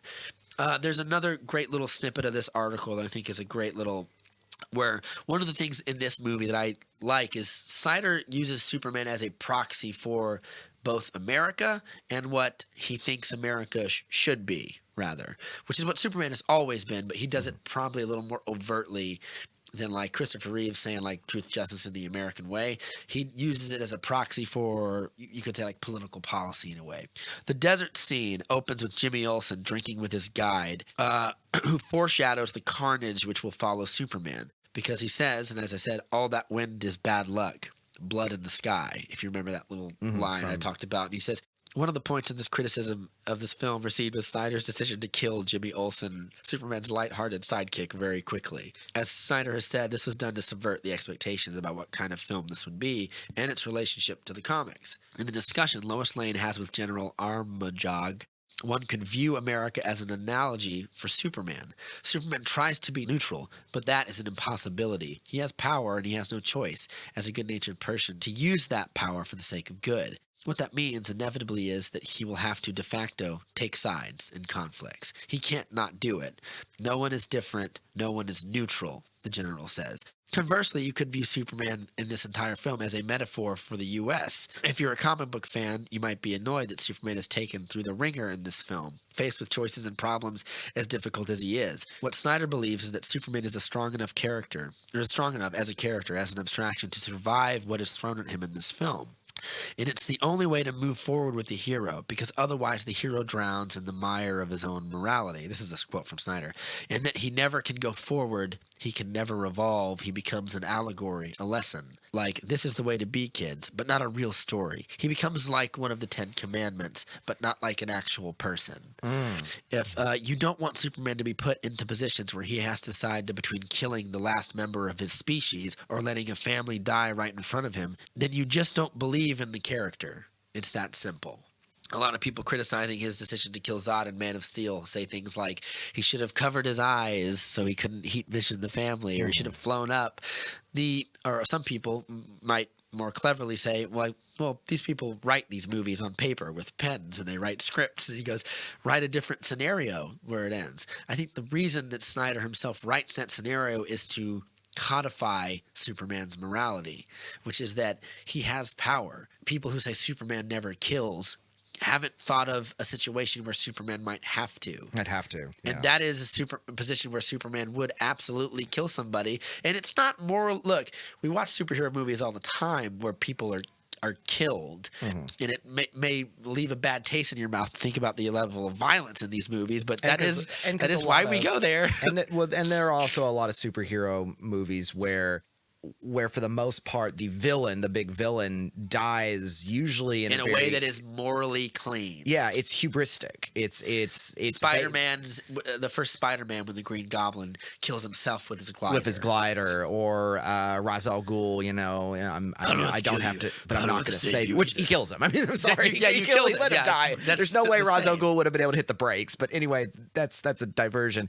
But they die essentially what I like to call Disney deaths. Yeah, where the Beast doesn't throw Gaston off the building. He kills himself by his own outrage. And I hate those deaths. They really bother me. Well, like you said, they're morally clean. They're morally clean because you are not directly involved. You don't question your hero's motives, right. As if the Beast killed Gaston, would it be less moral? No, he stabs him with a knife in his side, like it's a defense of his life, right? And I feel like, but then again, like talking about the audience, you really can't have a situation where the child has to be like, so he killed him. It's like, what does that mean? I feel like once you reach a certain kind of movie, it's okay to like talk down or to talk right at the audience and be like, look, we both know that this is okay and it is okay. So let's like treat your audience with respect and they'll be okay. A great show that does that is Avatar: The Last Airbender. Yeah. Where there's deaths in those shows a lot of times, especially Legend of Korra, the sequel. There are some stark character deaths in that show. It takes itself seriously. Yeah, and it doesn't talk down to you and be like, no, they killed him. The bad guy is bad. He kills himself because he's a bad man. Superman killing Zod is a morally ethical thing to do in every conceivable scenario. They might say like, oh, we should have saved more people during the fight. Well, he's fighting a Hitler with superpowers. Like you can't take your eyes off him. Like, and his goal is not to just to fight Superman. It is to kill people. Yeah. So it's like the idea. He tells him in the fight, like either they die if you love these people so much, you can mourn for them. Like I'm not gonna stop. Right. It's not a matter of oh, I'm going to take you, I'm going to throw you miles away into another spot. It's like, well, you can't do that for one because I'm matched with your power. I'm not just gonna. I could freeze in the middle and just let go back. you do it. Like, Right. It's like I define the ring here. You don't get to. Yeah, and I think it's very interesting that people are like Superman doesn't kill, but when they say that, they don't believe that, because if you write a scenario like that, you would go, well, of course Superman has to kill Zod. He has to take him out. You must. Yeah.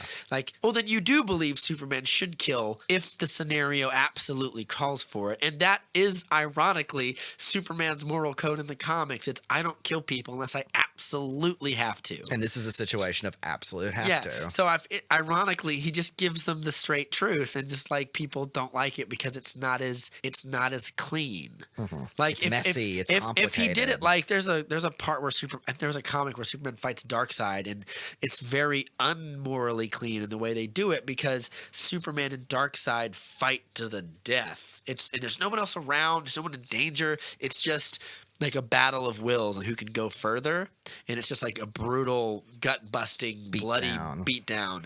And Superman kills him because he has to kill him, because if he doesn't, he'll kill everything. Right. But it makes it very unceremonious, and how not cool morality can be sometimes. Is that like sometimes doing the right thing isn't glorious and filled with John Williams themes behind it. Sometimes it's a little messy, which leads me to General Armajog's suspicions are right, of course. Jimmy Olsen is indeed working for the CIA. The U.S. is not neutral. There is some romanticism in this scene for the pre-drone era of U.S. policy, as the CIA agents who ride to the compound. You remember, there's civilians in the compound. We'll extract her. The CIA agents on the ground riding horses, which indicates their nobility by association with knights. He tells the mission commander to call up the goddamn drone. The latter is all too willing to let Lois Lane die in the drone attack. It is not a coincidence that Superman destroys the CIA drone in defense of the innocents in an African village. Superman stands for truth, justice, and the American way. Snyder and Chris Terrio are indicating that drone strikes on civilian populated villages are in fact not the American way. You may disagree. Which is contrary to... You may disagree, but that's fine. Real art stirs the pot. Of course, this entire event is organized by Lex Luthor to turn the public against Superman. This is Plan A, to turn the U.S. government against Superman by manipulating public opinion. He has backups. That right there, there's a lot to dissect in that, particularly by talking about the CIA agents who arrive at the compound late. Ride horses to get there, which feels very quaint. And they tell him, don't let loose the drone. We'll go in there and we'll get her out.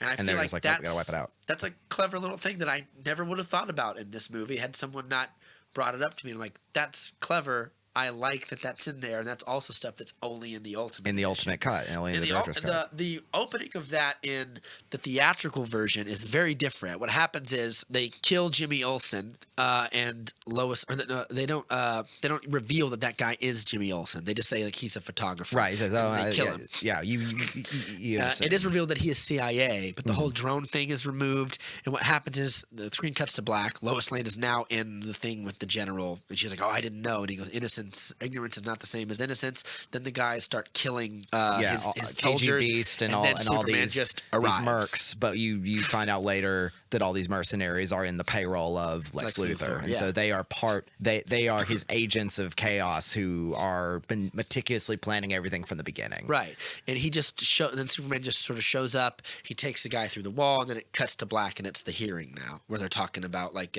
what happened with Holly Hunter. I appreciate your candor, all that stuff. So I feel like it changes the nature of how I watch that scene, because before it's just like, oh, a bad thing happened, and Superman shows up, and people are like, oh, what happened in this desert? But now it's a setting of like it's a setting of a conspiracy, and it's a nice little thematic way of Snyder's using Superman as an American proxy in a way, which I think is good, because I actually don't hate the idea that Superman is supposed to represent like the best of what American ideals are supposed to be. We then meet the village woman Lex has bribed and intimidated, which is also left out of it's completely gone cut. from, and adds a whole new level of context to both Clark's involvement with the film and Lois's involvement with the film as well. Because we realize that this girl isn't just acting out of out of her own morality. She's doing it because Lex paid her / bribed her or whatever, and her family is alive. They weren't in the attacks at all. So Right. he pays this woman to lie. Because she testifies and testifies about Superman's violence and basically going in as a destructive force. Yeah. When really all the soldiers were murdered by Luthor's men, and Yes. then, like you said, burned to be a fake out to look like they were killed by Superman. Yeah, which makes more sense because if you look at like the theatrical version, that's not in there. So they go, why would Superman kill people with bullets? And Why then- would he use that? Yeah, why would he use that? But and that's a good point because that's completely dropped, and you just like have to because there is a through line of Lois finding the bullet and then having it analyzed, and you find out that's part of the sleuthing.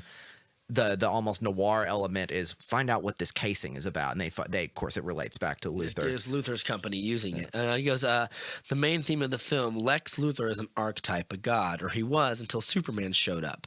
What do you call a person who is defined archetypally and acquires great power? A god. He is a liar and manipulator. He's like Satan or Pan. He inverts and distorts everything. That is his primary characteristic. It is assumed that the point of BVS and Man of Steel is to say Superman is not a god. But that's a little simplistic. A mythological god is merely a superpowered person who represents, in most cases, abstractions. Superman is the god of truth, justice, and hope. Lex is a god of lies. Where does that put Batman? This is his introduction of Batman in this little article, and I think it's And really this will clever. kind of pull us through a lot of the rest of the Yeah, it does. middle of the film. The end is nigh. Then comes the Bat introduction. There are several Easter eggs to Watchmen. One of them is on the billboard. It's about to get rough in Gotham tonight. And there's the end is And nigh. the end is nigh, which is Rorschach's Rorschach's sign. doomsayer or whatever thing that he used to be. Batman's introduction is the most interesting of all the main characters. The entire scene is filmed like a horror movie, not an action-adventure superhero film. It is genuinely tense, reminiscent more of Tim Burton's Batman than Chris Nolan's. The trafficking victims refer to Batman in interesting terms. A devil. Remember Chris Terrio, Superman is Apollo, all god of the god of the sun and truth. He does, after all, derive his powers from the sun. Batman is god of the underworld and death. You might think this film is about God versus man. My interpretation is more subtle. When the officers try to help them, the woman closed the gate, afraid of Hades. The whole scene hammers in the idea that Batman is the bad guy, yet some people still don't get it. He brands people in the same spot, which is a prominent scar that we see later in the film. Batman takes his rage and pain out on criminals. When he runs, he crawls on the ceiling in an inhuman way.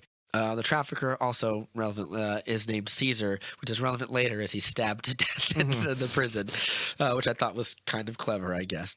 I think one of the big things in this movie is this movie is hard to look at knowing what was supposed to come after it and what is not after it. My favorite scene in this movie is the one that's probably the most divisive, which is not, well, I guess the Martha scene is the most divisive, but I was going to say the nightmare scene, or his nightmare scenes. And that's that we But can there's- have a good discussion about that. The real without context, the real like what? Yeah, I'm very curious, since you're not a huge DC Comics guy, or you probably dabble, but I love my Batman. Yeah. You know.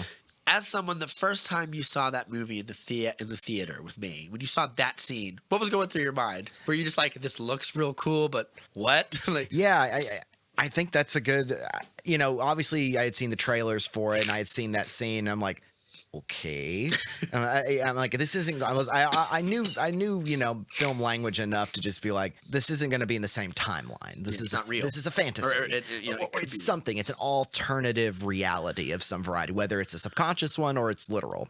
I wasn't sure because there was so much devotion to detail. Like this scene was important. It wasn't just a waste of time. You know, like they went through a lot of work to make sure this scene there's a mattered. giant single take action sequence in it that's incredible to me. Yeah, I'm like, and they gave him they gave Bruce this whole new outfit. The coolest outfit in the this world. Batman with a duster is the coolest thing. So visually, again, stylized. You've never seen anything quite like this, especially in a Batman movie or in a superhero movie, kind of like this. Then And then I took away from it when, Superman shows up, melts those guys, and is just kind of like collapses Bruce's lung. And and just kind of like takes basically it's like taking his heart out and everything. I was like, it's metaphorical. It's a metaphor of fear of something to come. And that's all I took from it, was like, it's metaphor of something of fear to come. But again, the film didn't quite deliver on what that is to be, other than you'll see in the future. You'll see in the next movie. And I'm like, wow, this. And then, of course, the next shot is the Flash bursts through a time barrier, which I feel like in the original film it's it's more ambiguous as to who it is. Yeah. While in the ultimate cut, I'm like, I don't know if they changed. No, it's the exact same scene. They add a few extra like deaths in like when the Superman soldiers show up and stuff. And then, I mean, like the with Flash. Yeah. It's exactly the same. Okay, because it looks. I feel like it looked more clearly, but I think that's because at the time we hadn't had Flash in his armor yet until Justice League. Yeah, and given like what I've told you about what was gonna happen, does that scene make you, when you saw that scene again, did it make you more excited or less excited, do you think? I think it would just depend on seeing the director's cut. To seeing the Snyder cut. Should it when it will be? If it does get released, then that's the thing I'm most going to be looking for. If it gets released, we'll buy HBO Max and watch it together or whatever. Right. But if it gets released, that's the thing that I would very much want to see the most about. Is like, what are the references to that nightmare scene? Are we going to have another one? Well, what's the connection with the BVS to kind of like complete what's up with Darkseid? Where's Darkseid at? Like, where there's that big, like in his second movie for this franchise, he puts the Omega symbol on the ground, which is Darkseid's symbol. Yep. So I'm just like, I want to know more about that. There's some, excuse me. There's the scene where Clark comes home. There's some little interesting tidbits that I never thought about until I saw this movie. Clark comes home to Lois after she's in her little apartment, whatever. He comes home holding flowers, which are featured prominently in the film and Christian art. Flowers symbolize rebirth, life, and resurrection. Superman, while associated with the sun god Apollo, is also a Christ figure. You might think that's contradictory, but I think the multi-layered symbolism of Jesus is directly relevant to what the film is trying to dramatically represent, a lack of meaning that flows from the absence of religion. Jesus said, "I am the way and the truth and the life." Superman in turn represents truth, justice, and the American way. Apollo, again, is god of the sun and god of truth. Interesting to say the least that Superman's antagonists in the film are Lex, who is a god of lies, and Bruce, who is Hades, the god of death. That Bruce is the god of death is made obvious in the film itself with no added commentary. His entire being is death. He dresses like a bat. He lives underground, and his entire Batcave is subterranean in this movie. He fully intends to die in his quest to kill Superman. Superheroes in Snyder and Terrio's world are elevated to mythological archetypes. Lois informs Superman that the Senate panel is having meetings about what happened in the desert. Superman says he doesn't care. Man of Steel was in part about the relationship between objectivism versus Christianity, philosophies that have both influenced Snyder heavily. That dynamic continues in BVS, wherein Superman is one half Jesus Christ and one half Howard Rourke, the rationally self-interested hero of Ayn Rand's The Fountainhead, a book which Snyder plans to adapt. Clark, over the course of both films, grapple with the desire to live up to this role as humanity is thrust upon him as Jesus Christ, without becoming a slave to the will of the masses and the media. Clark drops his glasses when he enters the tub with Lois, and that's a subtle indication that he's comfortable with her. He doesn't have to hide who he is or pretend to be something else when he's around Lois.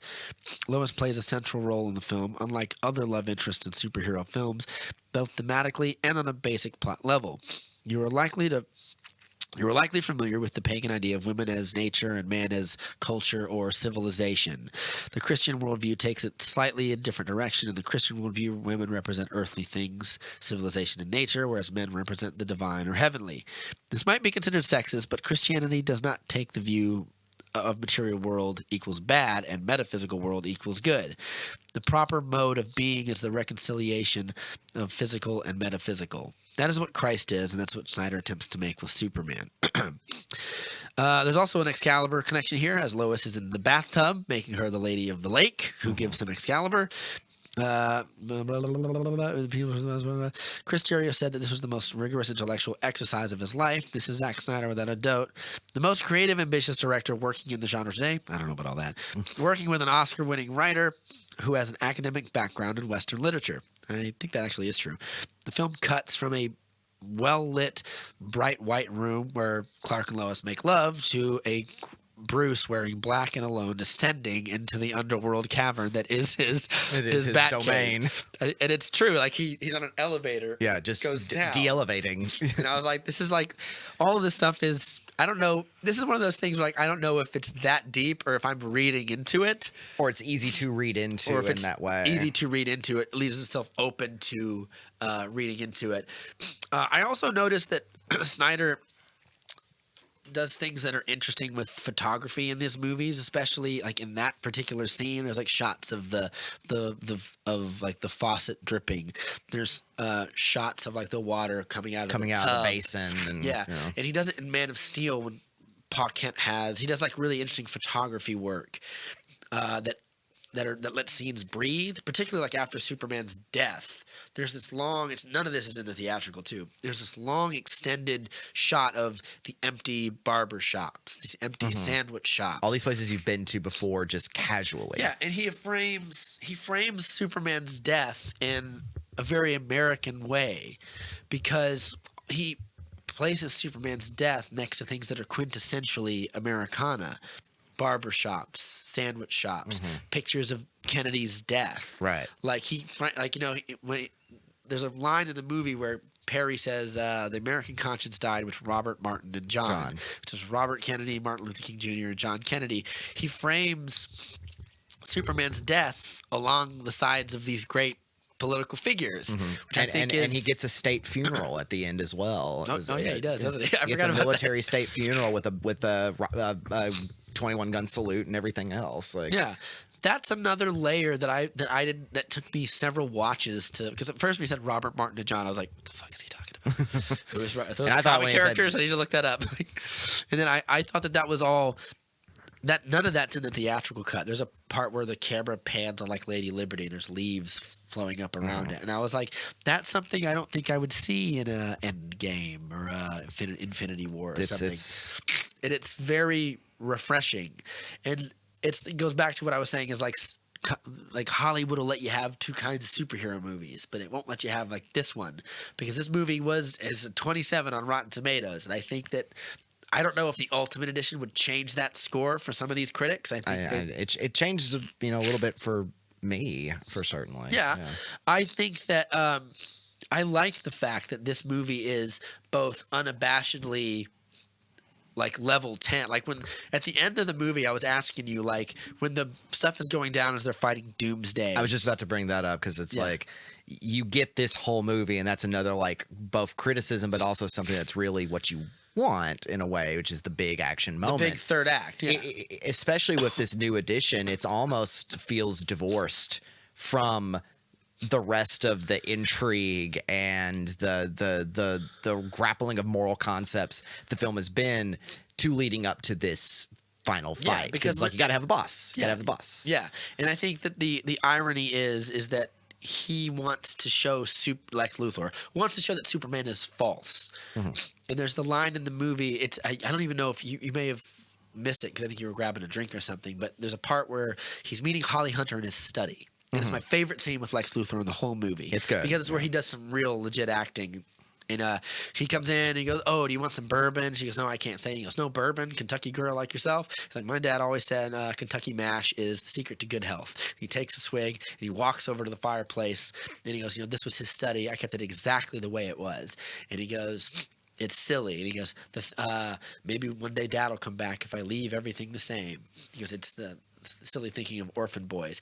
They cut that part out. Not all of it. Just the part about the bourbon and the part about maybe one day Dad will come back if I leave everything the same. He turns around. She says, "I'm blocking the import mineral to your license," or whatever. Right. Yeah, and then the score comes in and he kind of snaps a little bit. He says, "The red capes are coming," and he goes and he gets real close to her and he starts tapping his little fingies on the desk. And I was like, that scene feels 7 minutes long in like the best way. Yeah. It's only like, it's so 2 minutes. Tense. It's yeah.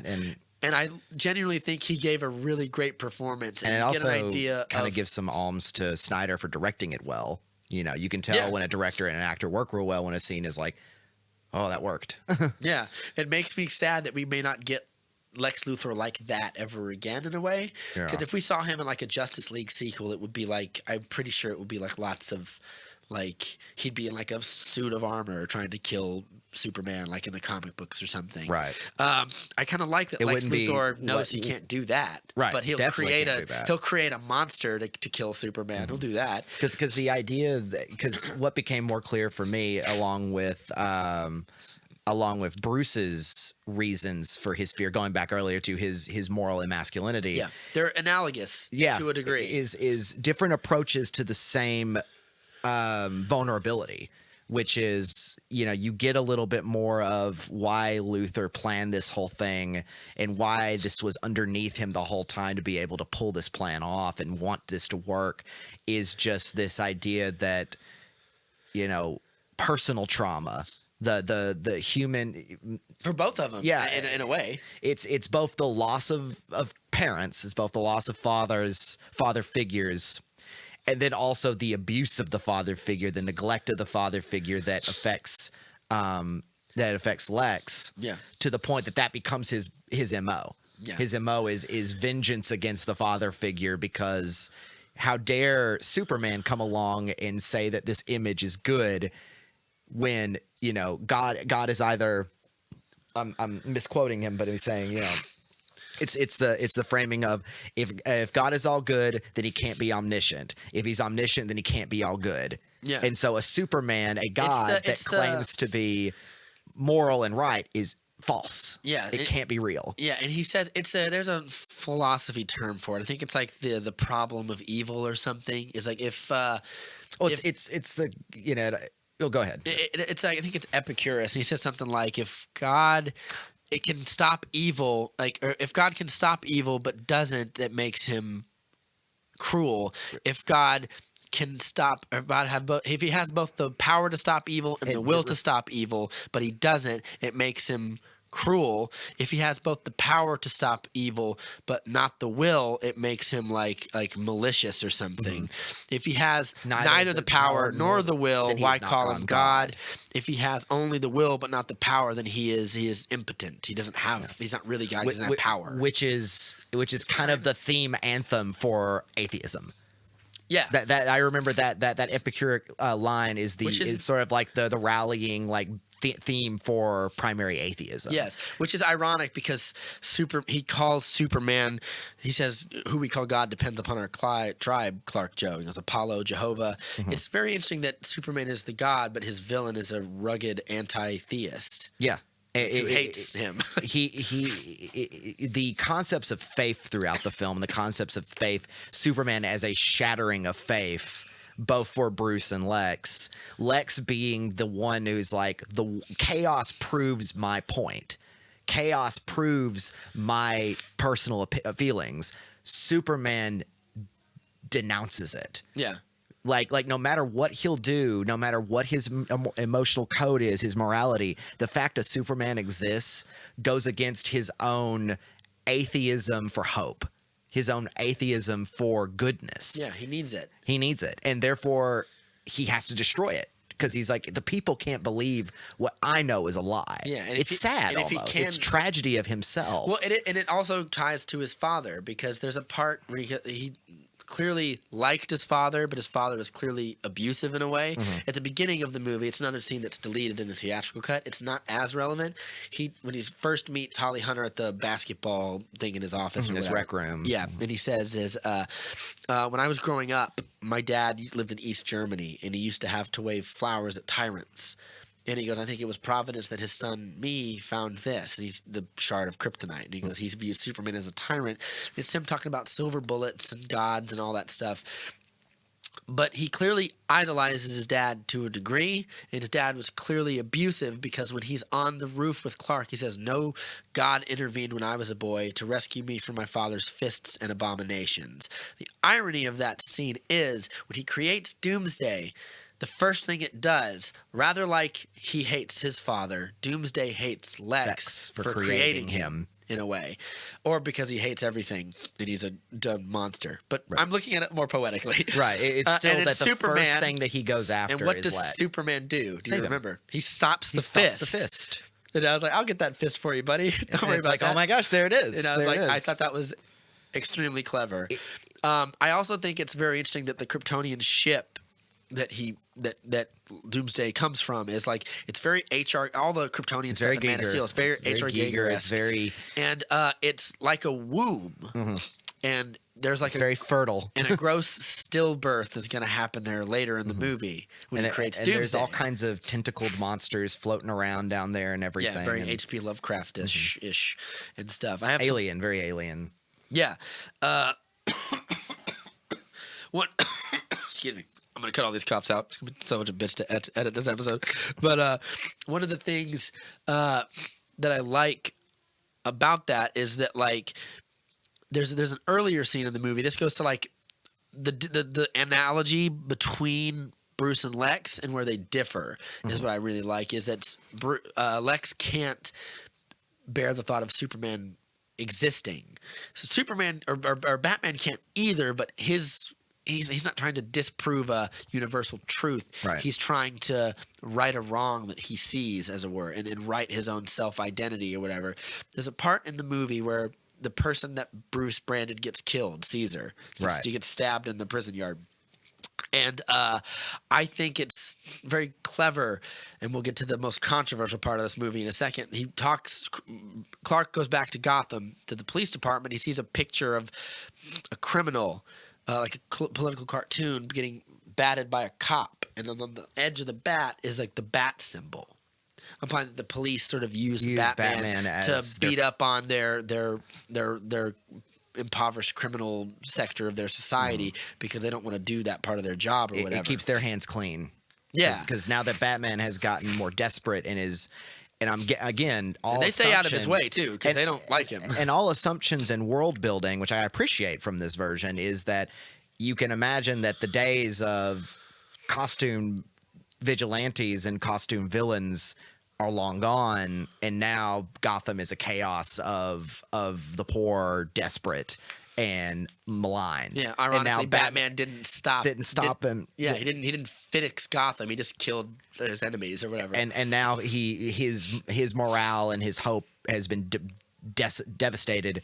And so now a beautiful lie, one might even say. Yeah, yes. So the police obviously sit back and just like, well, let him go hog.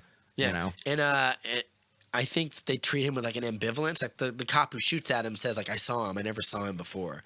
He shoots at him because he's scared, not necessarily because he's like, oh, it's Batman, I should kill him. It's more like it's Batman, I'm terrified. Yeah, it's like, oh, he's changed. So, but Clark goes to Gotham, to that police department, to ask questions about that guy's death after Luthor sends him the photographs. And he asked to talk to someone about it. And he goes, I can't give out that information. Another cop looks at the woman and goes, talk to her, because that's his wife, basically. He follows her outside. And he goes, I know he was a bad guy, but he was a father too. And he goes, one man decides who lives and who dies. How is that justice? And he says, well, help me stop it. Help me fix it or whatever. And she goes, how are you going to do that? With your pen? And she goes, guys like that, only one thing stops them. He goes, a fist. And ironically enough, Superman defeats Batman in this movie without killing him, without using a fist. He's implying that to stop Batman, you'd have to kill him, which is, I think, is a perfectly willing thing to believe, because people in Gotham know there's a new mean in him, and he's hunting. Like, you can't stop him any other way. It also brings up the argument again of when he had to put down Zod. Now he's faced another situation desperately against a foe who could kill him. And it's the logic it dictates you would have to kill Bruce as an unstoppable force, a force that has been lied to and manipulated into hating you and now has the power to destroy you. Yeah, and I think that's the irony is, like, in that, it's not ironic, but in that fight, I feel Superman getting more scared and more desperate, right? Because he's never felt kryptonite before. And there's that part in the fight where he starts playing around and he's like, I'm gonna actually have to fight back. And it's right as he curls his fist up and he runs at Bruce again, and Bruce loads the grenade and gets pops him again with the gas. Yeah, and that's right when Superman was about to get like, I don't know if I can reason with this guy. I might have to put him down to save my mom. And then Superman, so then Bruce throws him into the pit, down, descending into the underworld again as he travels where his domain lies, where his power comes from. Yeah, and he takes him puts him and he's about to kill him with the spear. And here we go. And this is the big thing. Let's see if we can the Martha moment. We can justify this as a moment to drop everything. I don't even worry about like justifying it. I just sort of look at it for what it is and go like, do I like it or do I not? And I just sort of let it be. When you were first leaving the theatrical version, like what did you feel about this scene? Kind of similar to how I feel about it still, which is I get it. I get what they're trying to get at.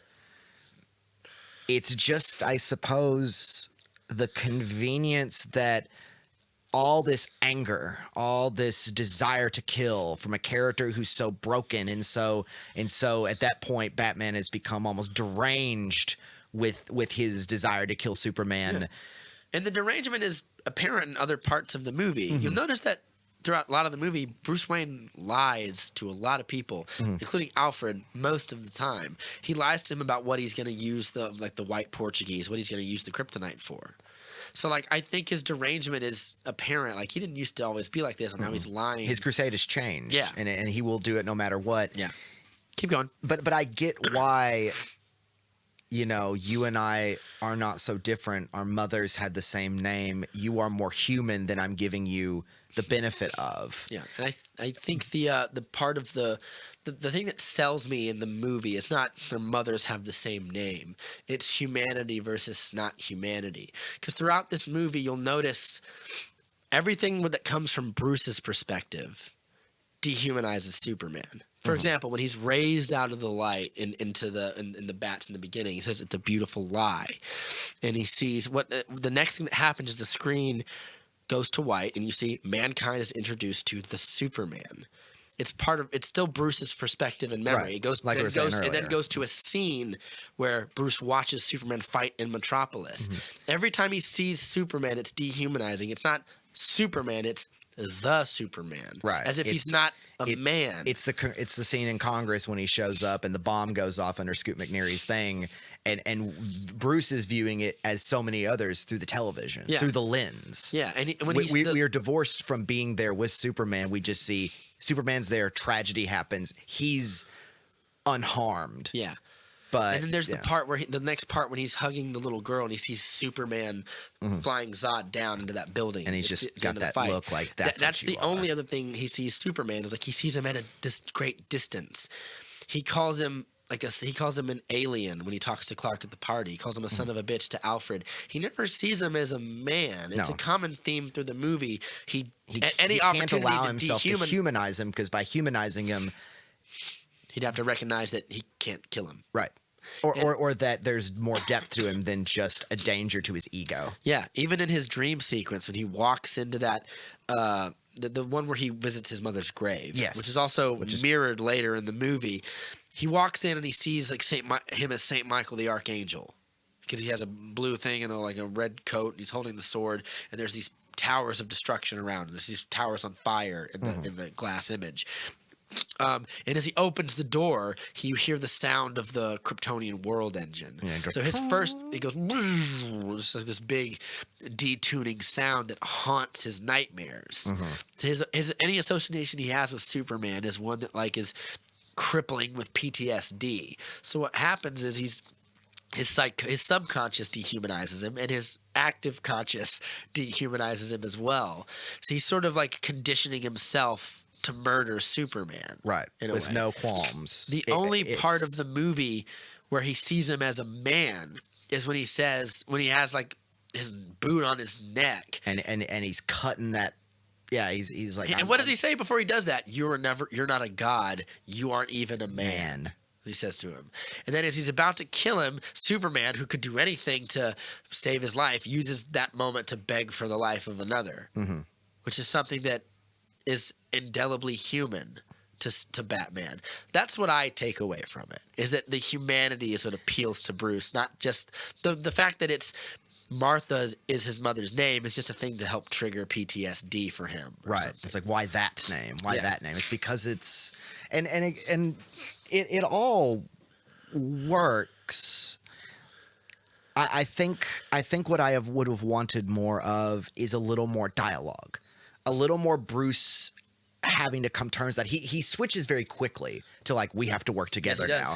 And that is, you know, for all of us talking about, you know, the better parts of this film and the deeper things, it's a big disappointment that we cut that off so quickly. Yeah. Because I would want more of, obviously time is of the essence in the film. Do you think more dialogue during that scene or between Batman and Superman throughout the movie? Because I would actually after that scene, yeah, when he decides to let him go, I want there to be more of almost like a I'll trust you for now, but don't think I don't. And then as he sees Superman's deeds as they work together, he sees, I was wrong about you. And I admit that. I can accept that. My hubris is broken. I would have wanted to see more of an emotional, like all that rage and all that trauma builds up in Bruce, and then it's cathartic. It's almost like something that he would break down in tears about, almost like a religious revolution, like a revelation. Yeah. Like, especially if we're going with the themes. For this movie. If we're going for the themes of redemption in the eyes of faith, you know, the idea of him breaking down and admitting he was wrong, and then saying, and then Clark resolving him of that, not like in a devotion, but in like we both were victims of this, of these lies.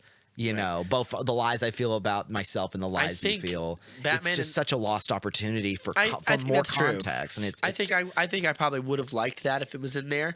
I think it's impossible to let Batman have more conversations with dialogue before that scene, because then it would risk humanizing Superman. You can't have it any time before that. You can't have it any time before that. That would be too much of a problem. But at that point, at the moment that he decides to not kill him, and it'd be like, what is this? What is this? Yeah. And then as they find out more, that's when they're like, we've both been played by our insecurities. Yeah. And mostly me, I've been played on my insecurities. We have to stop. You do get you do get the next scene is Bruce's redemption though. Mm-hmm. As he says, Martha won't die tonight. And he goes and saves Martha Kent. Or does he? Or is he saving Martha Wayne? Which is the way I look at it. It's his chance to make up for the redemption of not saving his mom. As Bruce is storming the warehouse, like that's the promise he makes Superman is, I promise you this, like Martha won't die tonight. Mm-hmm. Because it's the fundamental thing of the movie is he feels, and not just guilt that he didn't save his parents, but the fundamental connection he had with his parents is referenced in the movie a lot. In fact, behind the grave of his mother in the dream sequence, you find the bat creature, right? Which is like polluting, which is what should be a disgusting, horrible demon that sucks blood, that feeds off of him. And I think that is simultaneously him coming to grips with his failure to save his mother, or rather, it's not failure because he's a child, but. And it also serves to reclaim his identity of Batman. Right. That being Batman is not a beautiful lie. It is, in fact, worth it. It's worth it to be Batman. Because that's an interesting point, because in this film, it does not glorify being Batman as a good thing. Yeah. It views it as almost either ambivalent or terrifying. Right. As a tragic monster, like a demon that he has to become. And this is where now I'm loving this movie a lot more. Is that it's challenging those concepts. Should you like Batman? Right. And the whole part and of it's this like, movie. what if you had Batman at his worst, and then you present him a Superman that further fucks him up in his emotions? And I'm like, oh yeah, well there it is. Yeah, because it is about not just redeeming Bruce, but redeeming the identity he has chosen to try to save him, to try to save his parents and save his city, because we've seen he has never been able to do both. He's failed his city. He's now become desperate. Yeah. And now this seems like if I can kill the representation of this non-human, this thing that is more powerful than me, then maybe I could do something, but it won't. It's like he doesn't. I think that's the point, and I love if they did that, is him realizing not just that Clark is good, but that killing him won't save Batman. Yeah. The only thing that can save Batman is like him facing his own failures, as it were. And they don't go into enough of those failures for my taste. I would have loved to seen like a Robin scene where he pulls him out of the ashes or whatever. I would have liked to have seen a reversal of the Superman montage where he's going around saving people, you see Bruce failing to save. You see Clark's what would be great praise, or what you would praise him for, but the media's like, why is he doing all this? But for Batman, you see just a montage of his worst moments of his life, right? And he just takes it all out on Superman. And I feel like the people of Gotham treat Batman as like that woman says, like, only people who are afraid of him are people who have reason to be. So like, just stay away from him and let him do what he does, and don't bother him. It's almost it's like walking into a house where someone is abusive or something. Like, don't poke the bear. Don't poke the bear. Yeah. And I feel like that's the relationship that he has with Gotham. Like, well, it's almost very godlike as well. It's like, you won't have to deal with wrath if you're not the sinner who's incurred it. Yeah, and Batman is the god of death. He kills people all the time in this movie. And then, like, you start questioning, like, it feels like at a time the lines of that were very pure. Like, we understood what that is. But now you never know what his justice means. Yeah, that's his opening line. It's like, I used to have diamond absolutes, and now they're fallen. I don't know what they are anymore. Criminals are weeds. Like, they set up it's one of the biggest fan criticisms is Batman Kills, and I think it's the best part of the movie because it sets up these arcs that are great, that I love, and that make the movie better. And like, you don't have to like Batman killing because Zack Snyder agrees with you. He frames it as like this, but he's the bad guy. I'm not doing this because it's cool. I'm doing this because this character has, is an Elseworlds Batman. This is a Batman at the end of his line. Yeah, he's the fighter in the 16th round. Is this a Batman we need anymore? Because he's not really a hero. But maybe at the end of the movie he has a nice. And at the end of the movie. Not the very end, but the very end too. He doesn't brand Lex Luthor, which is another representation of his arc. But he has that speech where he goes, "I failed him in life," and he says, "Men are still good. Like, we can do terrible things to each other, but we can do better." Funeral. Yeah, and I feel like that's the reversal of his. The beginning is his fall from grace. Like, I believed this, and now I don't because it's fallen. Like, it's all that language is all there. Then at the end of the movie, it's like, no, but we can rebuild and we can be better than we are. And I feel like that's a great character arc, and I feel like it's the best Batman story that's not in a Batman movie, which is kind of crazy for me. Because people love, like, and I do too. I love Batman Begins. I love The Dark Knight. I love The Dark Knight Rises. I love Batman 89. I don't like Batman Returns so much, but it's okay. It's too gross and weird. Danny DeVito grosses me out. It's pretty neato. Like, this might be the best Batman story I've ever seen by itself. That's a big deconstruction of his myth. Yeah. Of the mythos, like you said. But also, it's also a justification of it. Because the end of that movie, he's fighting 26 dudes in a warehouse not just to save Superman's mom or just to wreak havoc, but to metaphorically save his own, but it's to reclaim his identity. Look, he still kills people in that fight because he's got a clock that's ticking down. Right. But it's also glorious to watch, Snyder at his most 300-ish. Yeah. Or whatever. You're still here because you want to see the fights. You know, you still want to see an action. But he's definitely got something else wanting to say in this movie, as we have been discussing for a while now. So I guess I don't do final ratings on this show. Yeah, this is different. I don't do like numbers out of 10 or whatever. And I also one last little thing, because I feel like the involvement of Wonder Woman and Diana in this, since it's pretty cool. It's pretty cool. She's mostly kind of the keeper of intelligence, the keeper of information. Do you think her involvement is more just? I think she is our gateway to the Justice League in a way, right? Because that's what she does. She clicks on the things and she sees these other gods out there, and because she is also a god. She is also what Bruce doesn't realize about her, and that Superman doesn't realize about her, because it's just been Superman. Is that there are other gods in existence here that are altruistic. And that that she's the keeper of that information of a world that if Bruce may have known that earlier, or had any other information of that prior, would have changed his point of view. And I think that, like, I remember being in the theater when like the Doomsday fight happens and whatever, and there's the parts where there's all sorts of religious imagery. Superman is hit by the nuke and he's floating in space, and the sun restores him. But like I remember like watching the part where like Wonder Woman fights Doomsday, and there's at the very end where they all team up together, and Wonder Woman throws the lasso around him, and it's glowing, and I was like, oh, they included the lasso. That's awesome. Bruce hits him with the kryptonite grenade, and then Superman does the piece spear of resistance and stabs him through the heart with the spear, which is what happens in Excalibur. Mordred kills Arthur with a spear, essentially. And it's pretty striking stuff, all things considered. It's not a perfect movie, but I feel like, again, this is the best Batman v Superman movie. I don't think you can do one better than this.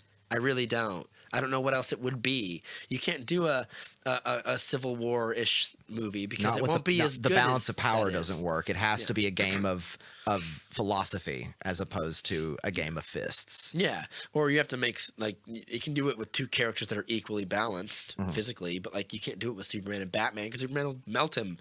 But I feel like, and we do get to see that when they do fight, that it's like without that kryptonite gas, he throws him around like a rag doll. He's just tossing him around. Yeah, which is not very. The Dark Knight Returns, that suit gives him some extra oomph, whereas here it's just like it preserves his body. Yeah, it's just some hardware. So last things basically being, after all we've talked about and seeing the Ultimate Edition, where do you see this movie in, and like how, if any, has your position changed on it? Do you like the movie more? Do you think it's, as I say, like probably my favorite comic book movie of all time until like, maybe I'll watch another 300 times and it'll go down to more. Because I said, as I watch this movie, like I don't get any enjoyment out of it anymore. I've seen it too many times. It's an analytical. Yeah, it's an exercise in. I watch other people watch it vicariously, and when they like it, I'm like, yeah. And there's probably more we can talk about it later. With things that may come up later. Maybe on like another DC episode we'll touch on it, but like I doubt it. So in conclusion, for me, a film that I was maligned, was confused by, was just kind of I now, in this Ultimate Edition, in this director's cut, and upon just reviewing it, I see that it is a movie made out of a lot of love, and I respect it greatly, and I appreciate what has been added, and then it has a story now, a cohesion, an intrigue. You can't take out half an hour from a movie and then expect it to be this to work as well as it did. It needed that. It needed its R rating for context, not for violence or anything like that. It just needed it to understand that this is a more mature film with more on its mind. I think in the end, despite all that, and that it has gone up in my eyes and in my heart a little bit. I have to spend some more time with it, obviously, more, because you've had time with it. I've had 3 years. And then I've had 3 years of this bullshit. I do wonder if the fact that there's so much subtext that has to be viewed outside of itself. Yeah. That article, I didn't even scratch the surface of it. Yeah, well, you just said like how many 15,000 words. Yes. That is so almost impossible to get from a single viewing in order to give substance to a film. Yeah. I don't know if I see that as an analytical achievement, like you said, Kubrickian, where you know there's something more going on underneath it. That still makes it a hard film to just take in casually. Yeah, it's not a pleasure viewing. It's not something.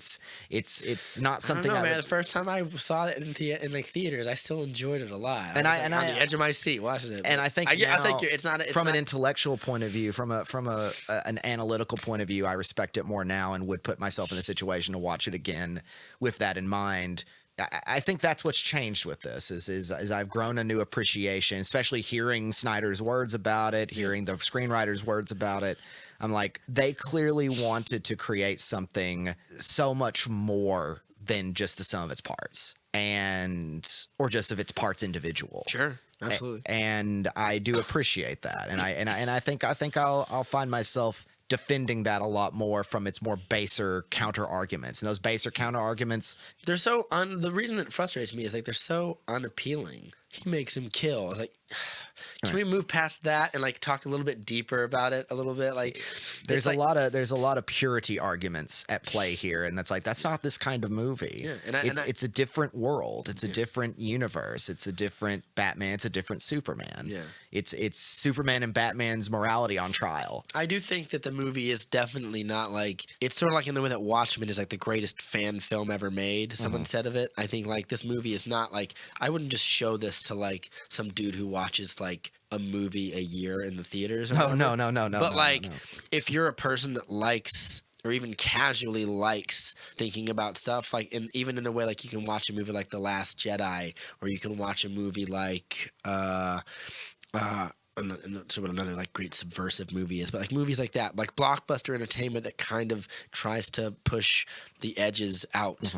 Then I would definitely show them itself this. out in its genre and does something different. Because Zack Snyder definitely isn't a critic of blockbuster filmmaking. He's a as he himself says, like, you know, he views like a lot of Marvel movies as like what he calls like cinematic comfort food, where like everything is like it's made by marketing degrees and everything's put in its proper place. And he goes, and sometimes it can still be quite nourishing. You can still call it cinematic comfort food, like, but it's still you can still make that and still strike a little bit of gold sometimes.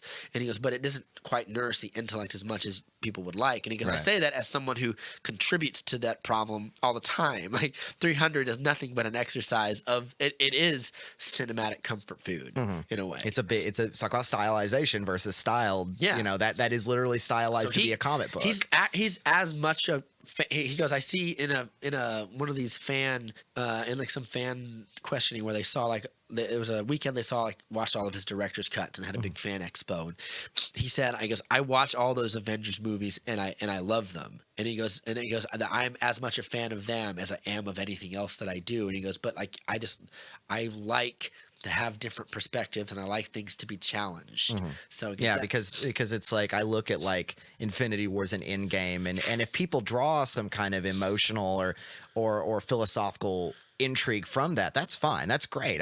But I don't see it as depthful as it depends on which movie. Yeah, it depends Ant-Man on where does not have as much to say as like a Black Panther or an Endgame might.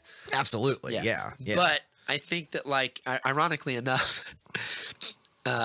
This is just a little thing. We'll go ahead and wrap it up here. I think the movie I see more of its flaws than I see of its greatness now because I've watched it so many times, but I still like have so much love for it. I've done the same thing to Man of Steel where I've watched it so much. I've taken the fun out of it for me. But as someone who just wanted to see his little 5-arc story for these characters that he got 2 parts of the way through, maybe 3 if we're lucky, and that's it. I am kind of wondering like what would his end game his Justice League pun intended to be. Yeah. Like, I mean, starting a movie with Man of Steel, then this, like what would his version be of the Avengers style team up? Yeah. And what would their, third movie, their final climax be? It gets me giddy just thinking about it. It's lost in time, but once we get the Snyder cut, it may add a lot more cohesion and a lot more energy back into BVS and give it whole new context and may save the whole thing. Because the last question I wanted to ask before we wrap it up is of you what do you think could have been done in that film to have made it more successful? Batman v Superman? Yes. What do you think? What do you think would have brought it beyond its niche to have been appreciated and understood by the greater critical and casual audience? And I say casual in a gatekeepy kind of way, just the general cinematic audience and the critical people who see like a movie audience. Like maybe once a month or something, and that's it. I think it's not a big thing that I would change. It's just a bunch of little things.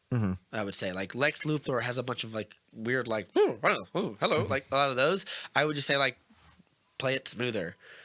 Like that scene in the study is 5 stars for me. Yeah, as far as acting, and it sets his character up. People who say like Jesse Eisenberg can't be menacing, I disagree. In that scene, it's a different kind of menacing. Yeah, but I mean, goodness gracious, his Mark Zuckerberg is horrifying. He has great like dialogue. Like the dialogue that he gets is fantastic. Even like on the rooftop it's good, but sometimes the performance is just a little too much and it takes away from it. A friend of mine said, imagine Tommy Lee Jones saying like these same lines. it was on an episode of Movie Fights or whatever, where some guy said like, you remember in Men in Black where he was like, he's giving that talk to Will Smith, like it's not a Men in Black is not an amazing movie, but it's like he says, like 3,000 years ago, they thought the world was flat. 600 years ago, they didn't know America exists. And yesterday, you thought you were the only life in this universe. And he goes, and imagine what you'll know tomorrow. And he goes, imagine like a firmer actor delivering those lines with like a smoother hand and like better conviction. I think that would have made his character go down smoother. I think the lack of like legit action sequences. We get that car chase scene, which is wonderfully adrenaline fueled, but but it's so stark and so the lack of action for like that 2-hour middle part is like, it's a lot to ask of someone, even if it's a 3-hour movie. And like, look, the Marvel movies, they it's formulaic, but they give you an action sequence every 15 minutes to make sure you're not waking up or whatever, or you're not falling asleep or whatever. Yeah. I think. And in the theaters, that fight choreographer is getting their money's worth. Yeah, and that in the theaters, I was not bored with the theatrical cut. And when I finally saw the Ultimate Edition, I was not bored watching it. I never fell asleep. And when the final act comes in the theatrical cut, I was still like, hell yes, I'm on board for all this. Like, give it to me, Daddy. I was doing like all those things because it is a spectacular cinematic finale. Yeah, as the kids say, like, fuck me up with these action scenes. I'm ready to go. And like, I was on board with all that. I would have said put the Justice League thing at the post credits, even if you don't want to borrow the Marvel thing. Just do it. Or closer to the end. Yeah, there are probably things you could have cut out of this movie, and the argument of director's cut versus theatrical cut. Theatrical cut is not. This is not the first time people have had this argument about like Kingdom of Heaven. Yep. Is a fantastic director's cut. I have it downstairs and I love it. It's one of my. It's the example I go to the most because it literally makes a movie that is. They had like 30 minutes of footage or whatever. Yeah, a movie that doesn't work to a movie that is one of the best in its genre. Yeah, it's one of my favorite epics, and like I would like what you said, like adding a scene of Batman's failures to really push. Snyder is maybe to a fault a guy who loves to show but not tell. He doesn't like characters having lots of dialogue saying things. Instead, he'll give you this dream sequence where he holds the flowers in one hand, and then an hour and a half later, Batman holds the spear in one hand. Like, he wants to like show you the rage as opposed to explain it to you. And I think that's good sometimes. Exposition can be really clunky. Sometimes he does it, and it's like, I think like no one else would ever have done that. Like no one else would have done the dream sequence with the spear, or no one else would have done would have put like the scene where like Bruce is dropping down into his bat cave to descend into the underworld. Like the way he weaves these things together is very much only him, and I don't know anyone else who does it quite like that. I don't think he's the greatest director in the world, but I think he is the only director who does blockbusters like that. And it's the most interesting. Whenever I hear like directed by Zack Snyder, I'm always excited because I'm like, what crazy thing is he going to do this time? Because he's been given this. And I think he gets a rap of being like a dumb style over substance guy. And I think the style is the substance.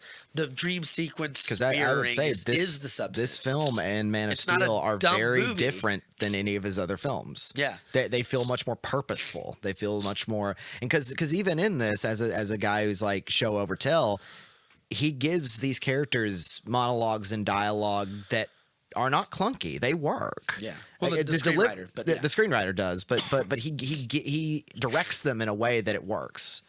If he didn't care about that, they wouldn't have been as well directed, as well told. I think that Snyder is like, you get like sort of two ideas about him and like what you can improve for this movie. It's like, one is that he's the auteur who only does it his way, but I think the opposite is probably true because he's, from everything like you hear about in interviews, he's insanely collaborative. He loves to let the art department do their thing and the costume designer do his thing. And like, he wants everyone to have their input. Like the set designer, he goes, I let him design the way those Kryptonian ships looked. And it was him who said, we should do like an H.R. Geiger thing. And I was like, yeah, let's do that. So like, I think it's a weird balance of like, he has something he absolutely wants to say and he wants to get it across. And then like making sure, like when he was producing a lot of these films like Wonder Woman and Aquaman, he was the guy saying, I want Patty Jenkins to be able to do whatever she wants. I want James Wan to be able to do whatever he wants. And both of those movies are very much like their directors. Yeah. Like Aquaman is a spectacle and it's fun, but it has that epic mythological feel, like, you know, with the tridents and the kings of Atlan and these giant statues. It feels very much in keeping, not in tone, but in spirit with Batman v Superman, as does Wonder Woman. You know, like they feel like a studio of people trying to create and let these people like paint whatever they want. Whereas now it feels a little, after Shazam, I feel a little bit of like the corporatism inching its way into it. We'll have to wait and see with like what comes next, like with what the Batman movie looks like, with if they get a new Superman movie, what it looks like, how Birds of Prey goes down. And Wonder Woman 84 comes out tomorrow. We'll see. Suicide Squad. Yeah, the new Suicide Squad. I think James Gunn will do like whatever he wants to do. Yeah, way. they always give James Gunn carte blanche. But it's never a bad call. I think it's I think the best thing he could do is just like kind of keep doing what he is doing and like hope to have people around him who will like challenge that, because Justice League was a shit show. I still like parts of it, but like I don't think Chris Terrio's dialogue is going to be as bad as some of the things I saw in there. And if the Snyder Cut comes out, we'll do a theatrical cut version so you can judge. Maybe you might love Justice League and be like, this is perfect, I don't want to see the Snyder Cut. But I think that the best thing he can have is just like a spoonful of commercialism to his work makes it go down smoother. Like Sucker Punch is all him, and it's my least favorite one of his movies. Whereas Man of Steel, BVS, like he's working with Chris Terrio, who won an Oscar for Argo, or he's working with like Christopher Nolan on BVS, like when he's who helped write that screenplay. Yeah. or for Man of Steel. Yeah, and like so when he's working with these people, he can turn out stuff that's thought provoking, super entertaining, and that like no one else could really do.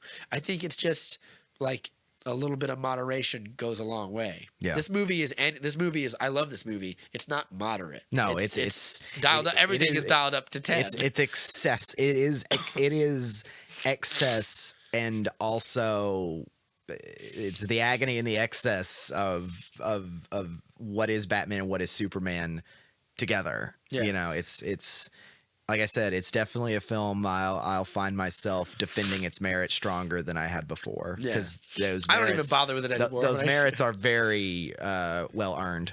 Yeah. Well, I can't think of anything else to end it on, so I think we'll end it here. Next week, Knives Out and maybe something else, probably. Yeah, we'll see what we can pull out, but definitely for Knives Out. Yeah. Love to talk. I can't wait to talk about that one. Me too. I'm really excited. Me and my girlfriend saw it. We loved it. Yeah. So this has been The Movie Date with Rob and Matt, a podcast for people who like movies but don't want to be too smug about it. And we will see you guys on the next time, on the next one. Take it easy, y'all.